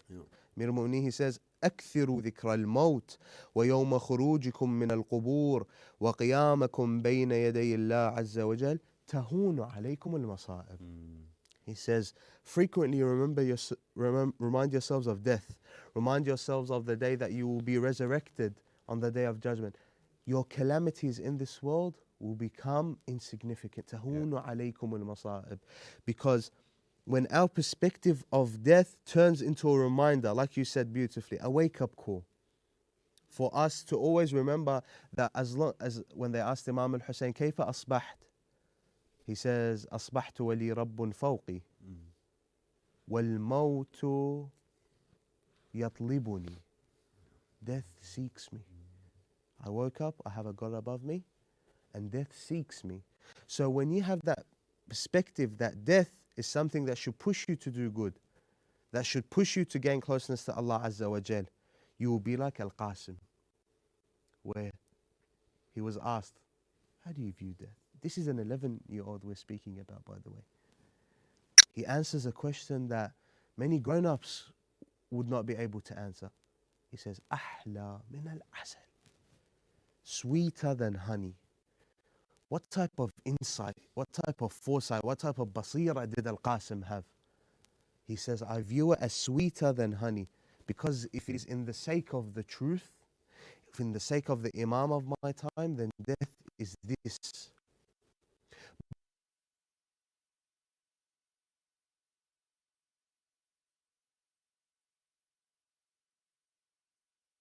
But of course, we're living for a life that is far away from Imam Hussein, a life of hypocrisy. I speak self before once. We can sit here and do khidmah for Imam Hussein, but as soon as we leave these doors, we are falling into sin. We may be religious these 10 nights, but then as soon as the 10th is finished, we forget Imam Hussein. I speak to myself first. Let's take Al-Qasim as our role model, where he frequently remembers death, salamullah alayh, and he views it as sweeter than honey. When he speaks like this is someone who has sat down with death, who has contemplated death, hasn't just given it like a simple thought and forgotten about it. No, Al-Qasim, with that young age of his, gives an answer that is so deep, that is someone that has truly contemplated about this. We should have this standpoint and viewpoint when it comes to death as well. Another point that many people don't mention, and a mentor of mine actually gave me this point, which I find it to be very important. Al-Qasim's insistence to fight. In the beginning, we see Imam al-Hussein, he didn't let Al-Qasim, he told him that you are what's left of my brother Al-Hassan. Every time I look at you, I remember my brother Al-Hassan. You bring me peace when I look at you because you remind me of my older brother. But Al-Qasim insisted. And this insistence, it has a major lesson that we can learn. First of all, in our lives, we have to have this habit that Al-Qasim had, which is insistence. A perspective of it is insistence in dua. Malaha, to have ilhah in dua. Many people, they ask Allah once or twice, they give up. They say Allah is not hearing me, or Allah is not responding to my dua, that's it. Or they find any excuse just to stop making dua. We have the hadith of Imam Sadiq. He says, إن المؤمن ليدعو في حاجته فيقول الله. A mu'min makes a dua, Allah responds, and he says, أخروا حاجته. Delay his haja. What he wants, delay it. Why? شوقا إلى دعائه. Allah loves to hear your voice. Sometimes Allah loves to hear our voices. Some of the believers, Allah loves to hear their voice. He delays their hajj so they can continue making dua. فإذا كان يوم القيامة. Let's say he delayed us from this hajj because he wanted to hear our dua. The day of judgment, يقول الله عبدي دعوتني في كذا فأخرت إجابتك في ثوابك كذا ودعوتني في كذا فأخرت إجابتك في ثوابك. He says that I delayed what you wanted from me, so here's the reward of me delaying your dua. But what's this reward? The Imam continues the hadith. He says, قال فيتمنى المؤمن أنه لم يستجب له دعوة في الدنيا لما يرى من حسن ثوابه. He will receive the compensation for Allah delaying his dua, that he will wish that Allah would have never accepted a dua from him. Delayed it eternally. For the level of reward that he will see on the day of judgment. Allah loves to see his servant persistent in dua.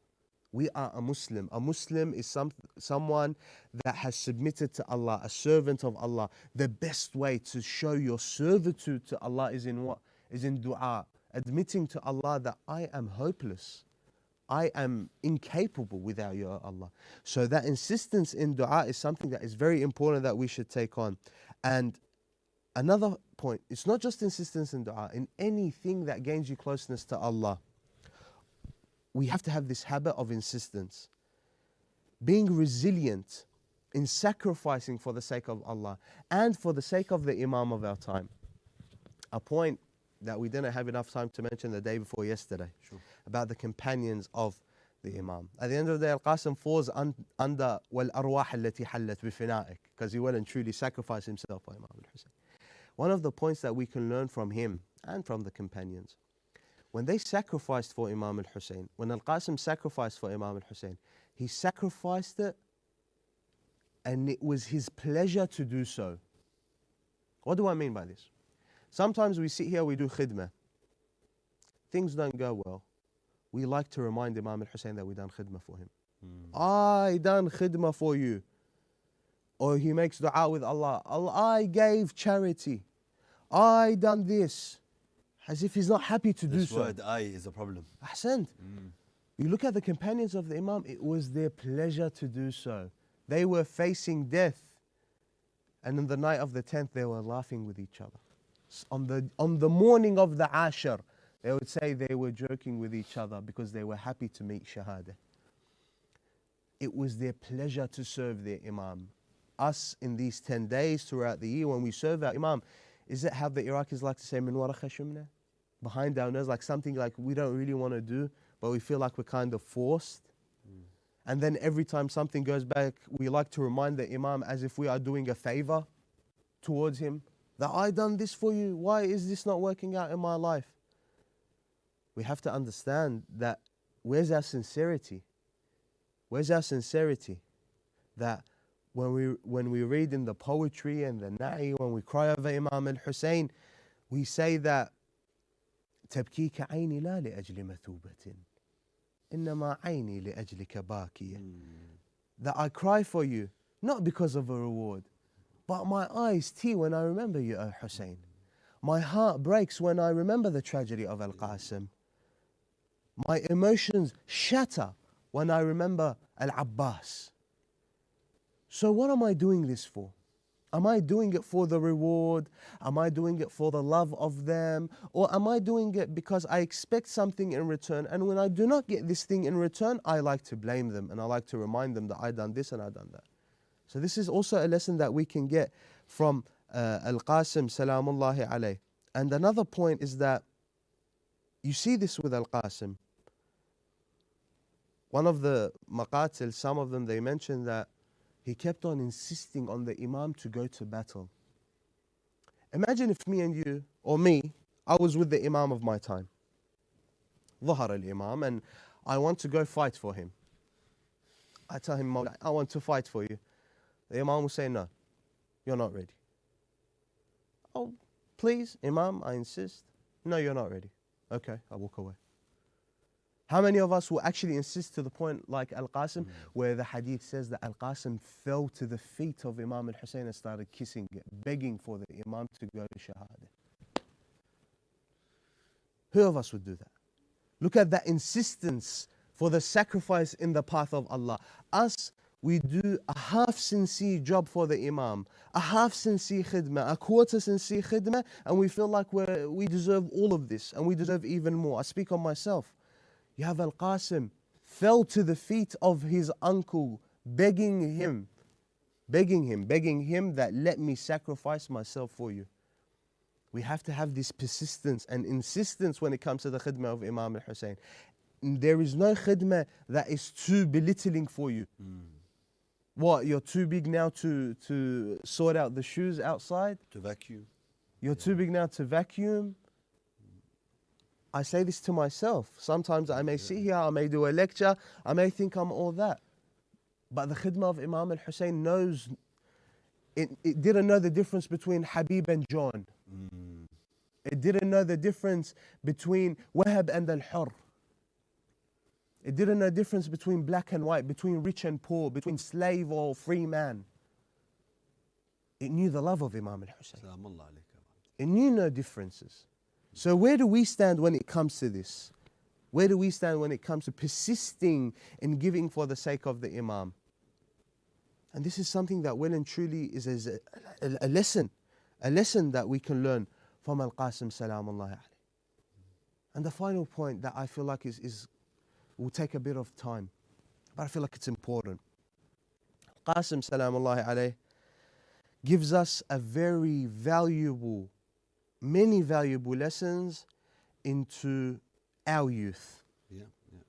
And how we can translate the lesson of Al-Qasim into our youth. Because at the end of the day, their story, the story of Imam al-Hussein, Ibra wa Abra. Both a tear, both a lesson. And the Mullah and Abu Talib, they give the part of the tear. Allah waffaqhum, and I wish to be a servant for them. However, we will look at Al-Qasim salamullah alayhi in terms of these lessons because they are very important within our communities. Of them are our youth. How do we treat our youth within our communities? First point is to invest in the youth. Invest in the youth by teaching them, protecting them from misconceptions. We live at a time where misconceptions are dangerous. How many youth did we see go to different ideologies, different paths, different... Name you. Countless. Where is our responsibility? For years, by the way, it's not like it was a period of time and then disappeared. For years, people are not attached to the service of Imam Hussein as one would hope. It's falling like flies, unfortunately. Ahsan. Yeah. And I told you this the other day when we were sitting down. How many khuddam did we see come and go? Where we would look at them before, we would say, there's no way he would leave the khidmah. But he went. We have to invest in our children. Investment is one thing, but khidmah is tawfiq. That's another thing we need to understand as well. Khidmah is tawfiq. Yani if Fatima al-Zahra salamullah alayha didn't want us to be in this Husainiyya now, we wouldn't be in here. Of course. Yeah, we may have that love for the Ahlul Bayt, which we do need to instill into our children, into our youth, which I believe what you're alluding to in terms of investment. But at the end of the day, this is, I believe, correct me if I'm wrong, it's all from above. Of course, your point is completely valid. It's all from above. There is the verse in the Quran. يهدي من يشاء ويضل من يشاء. Someone once came to a scholar, he said, Sayyidina Mawlana, Allah guides who He wills and He misguides who He wills, then the misguided, they have no choice.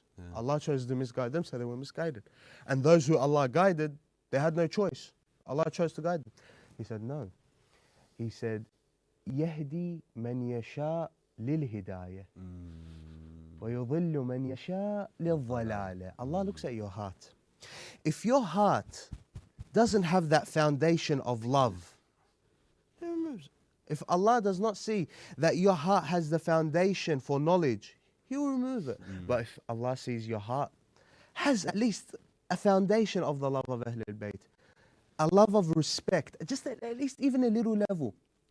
What made Al-Hur change? When Imam Hussein insulted him for cutting the Imam off, Al-Hur was the reason Imam Hussein was killed in Karbala. He stopped the Imam in Karbala, him and his army. But what made Al-Hur now to what he is today? When the Imam insulted him, he looked back at Imam Hussein and he was like, and your mother is Fatima and I will never insult Fatima. He was against the Imam, but he still had, to a degree, a level of respect for Fatima. He had the tawfiq for hidayah. So tawfiq is a very important thing, but you have to have the base for it. So investing in our children to teach them, to make sure they learn, is very important. Imam Amir al-Mu'mineen, he says, علموا صبيانكم من علمنا ما ينفعهم الله به لا تغلب عليهم المرجئة برأيها. Al-Murji'ah was a deviant group at the time. He says the Imam, علموا صبيانكم, in another hadith says, بادروا, seek, quickly, run towards teaching them. Because there are other ideologies, other thoughts, other perspectives. They will take your children will go. That's on one end. Another point is include them in the service of the Imam by giving them responsibilities. You have one of the shabab, give him a cameraman responsibility, give him a responsibility in the khidmah, so they do not go anywhere else. If they come here and they are like the audience and they have no responsibility, they're not even treated well, they'll feel like they're not appreciated. They'll go somewhere else where they make them feel appreciated. They fake this appreciation for them and they will stay there. Give them roles, give them responsibilities within us. And another point is, do not treat them like children. This is the problem. When you treat them like children, they will continue to act like children.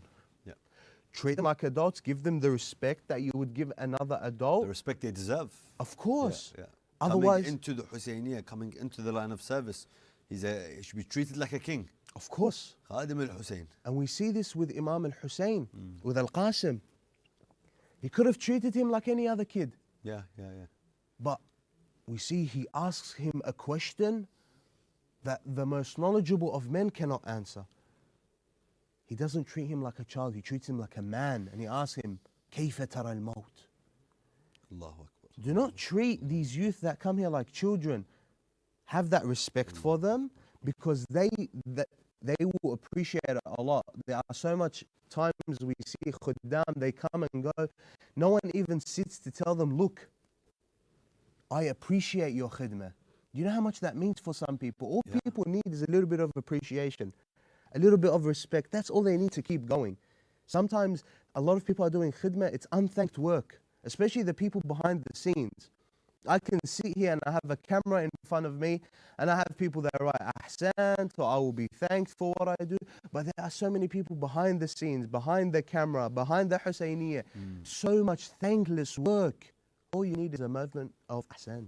Barakallah beek. Allah wafak bil khidmah. Make dua for us, especially with the youth. A little bit of appreciation goes a long way, and encouragement. I saw this with myself. I started at the age of 14 with lectures. Most people were discouraging me. Which is funny, because usually when you see a youth who's trying to do something in the service of Imam al-Hussein, he's supposed to be encouraged. No. Nowadays you see when the youth wants to do something, he wants to become a radud, he wants to become a poet, he wants to become a khatib, he's not encouraged. And it's funny, the people that are not encouraging him are the people that have no experience in that field. The khutaba, my mentors, were encouraging me. Those who've been there, done that. But those who've never lectured a day in their life, they weren't encouraging me when I was at that age. Encourage the youth. I think times have changed though, Sayyid.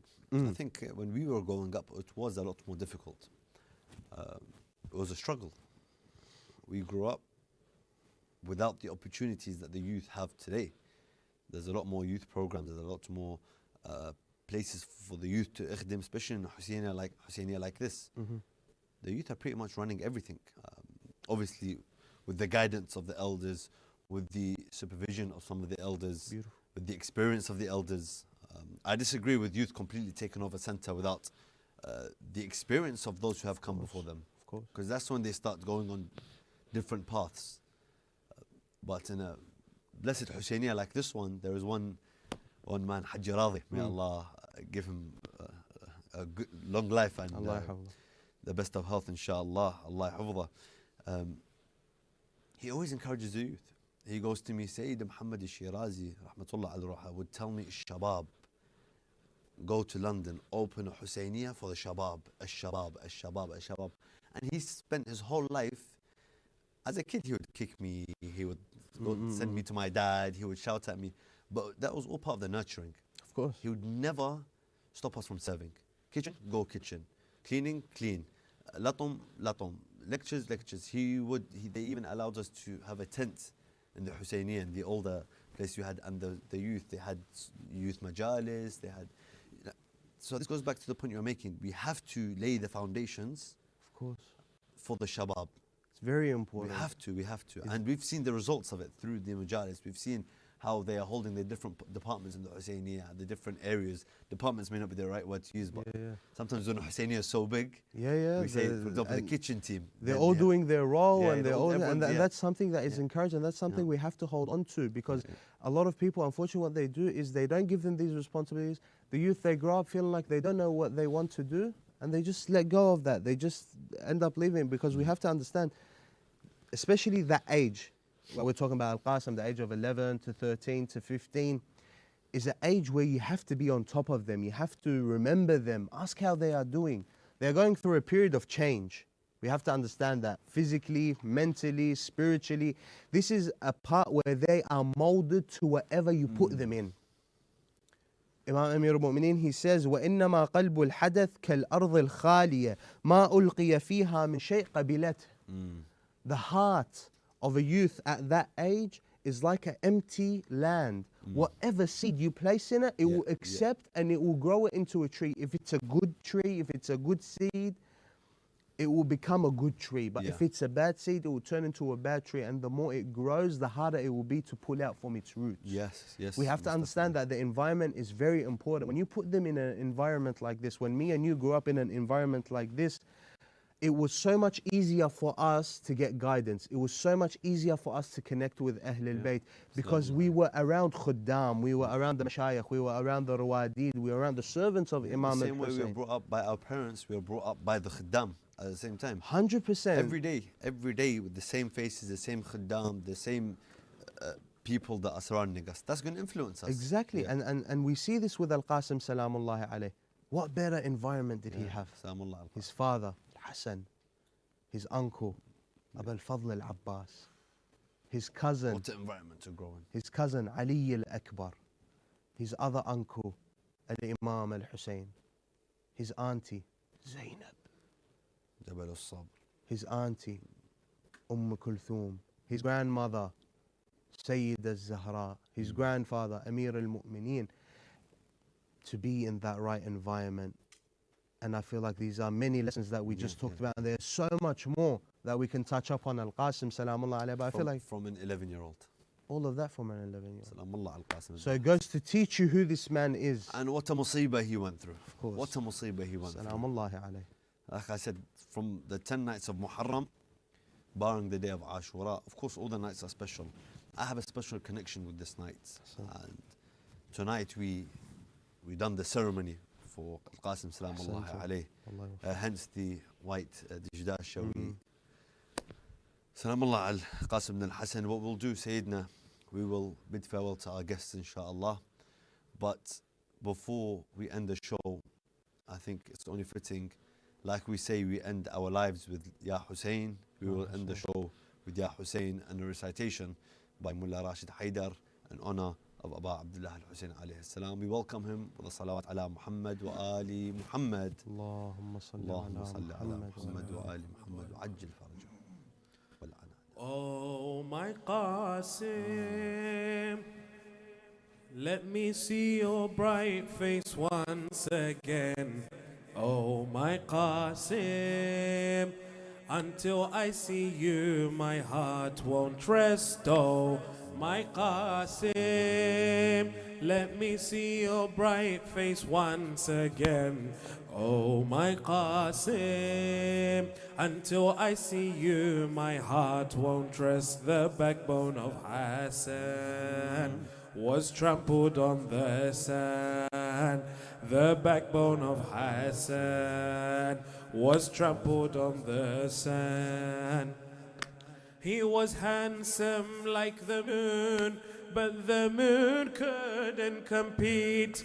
He was handsome like the moon, but the moon couldn't compete.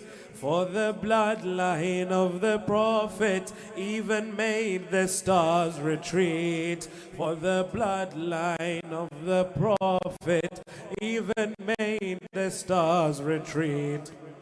The young prince of Karbala, what a short life did you live. The young prince of Karbala, what a short life did you live. But as said by your mother, this was your time to give. But as said by your mother, this was your time to give. Oh, my Qasim, indeed you prepared for this sad day. Oh, my Qasim, from the earth they took your light away. Oh, my Qasim, indeed you prepared for this sad day. Oh, my Qasim, from the earth they took your light away. The backbone of Hassan was trampled on the sand. The backbone of Hassan was trampled on the sand. Oh, my Qasim, let me see your bright face once again. Oh, my Qasim, until I see you, my heart won't rest. Oh, my Qasim, let me see your bright face once again. Oh, my Qasim, until I see you, my heart won't rest. The backbone of Hassan was trampled on the sand. The backbone of Hassan was trampled on the sand. Even at his tender age, he was well trained to battle. Even at his tender age, he was well trained to battle. He fought with braveness and courage, the enemies were rattled. He fought with braveness and courage, the enemies were rattled. But when the sandal had snapped, the evildoers attacked. But when the sandal had snapped, the evildoers attacked.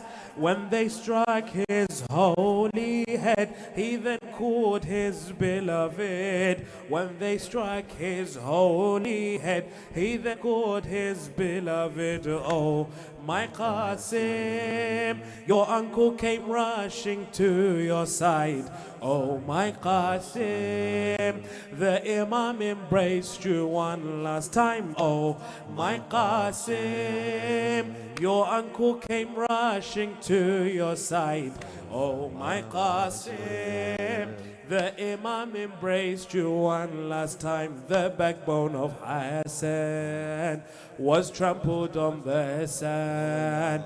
The backbone of Hassan was trampled on the sand. Dressed in his father's attire, who wouldn't be mesmerized? Dressed in his father's attire, who wouldn't be mesmerized?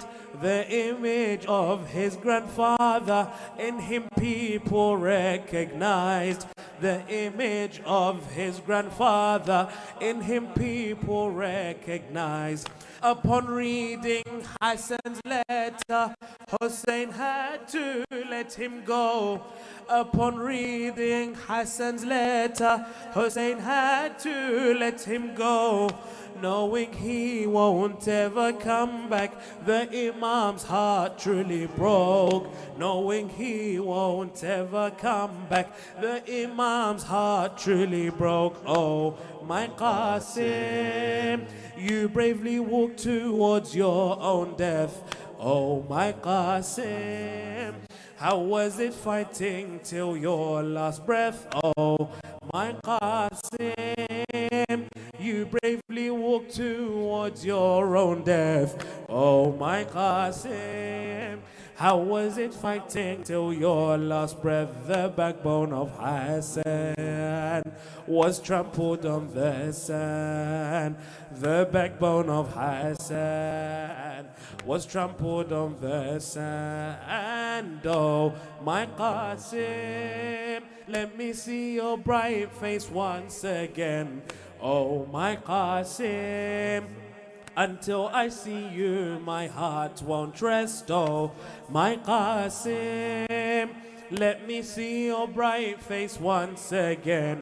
Oh, my Qasim, until I see you, my heart won't rest. The backbone of Hassan was trampled on the sand. The backbone of Hassan was trampled on the sand. صلوا على محمد وآل محمد. اللهم صل على محمد وآل محمد وعجل فرجهم والأعدام. أحسنتم ملا راشد طيب الله أنفاسكم. Thank you for your recitation. Thank you, Sayyidina, for joining us on tonight's show. Lots of lessons taken from tonight's show from an 11-year-old. May Allah grant us the Ziyara of Qasim ibn al-Hassan, the Ziyara of Aba Abdillah al-Hussein alayhi salam, so we can do aza under his dome, inshallah. Thank you, dear viewers, for joining us, and inshallah you'll join us tomorrow for another heavy night on the heart. And we say before we end the show, Ya Hussein, Ya Hussein, Ya Hussein.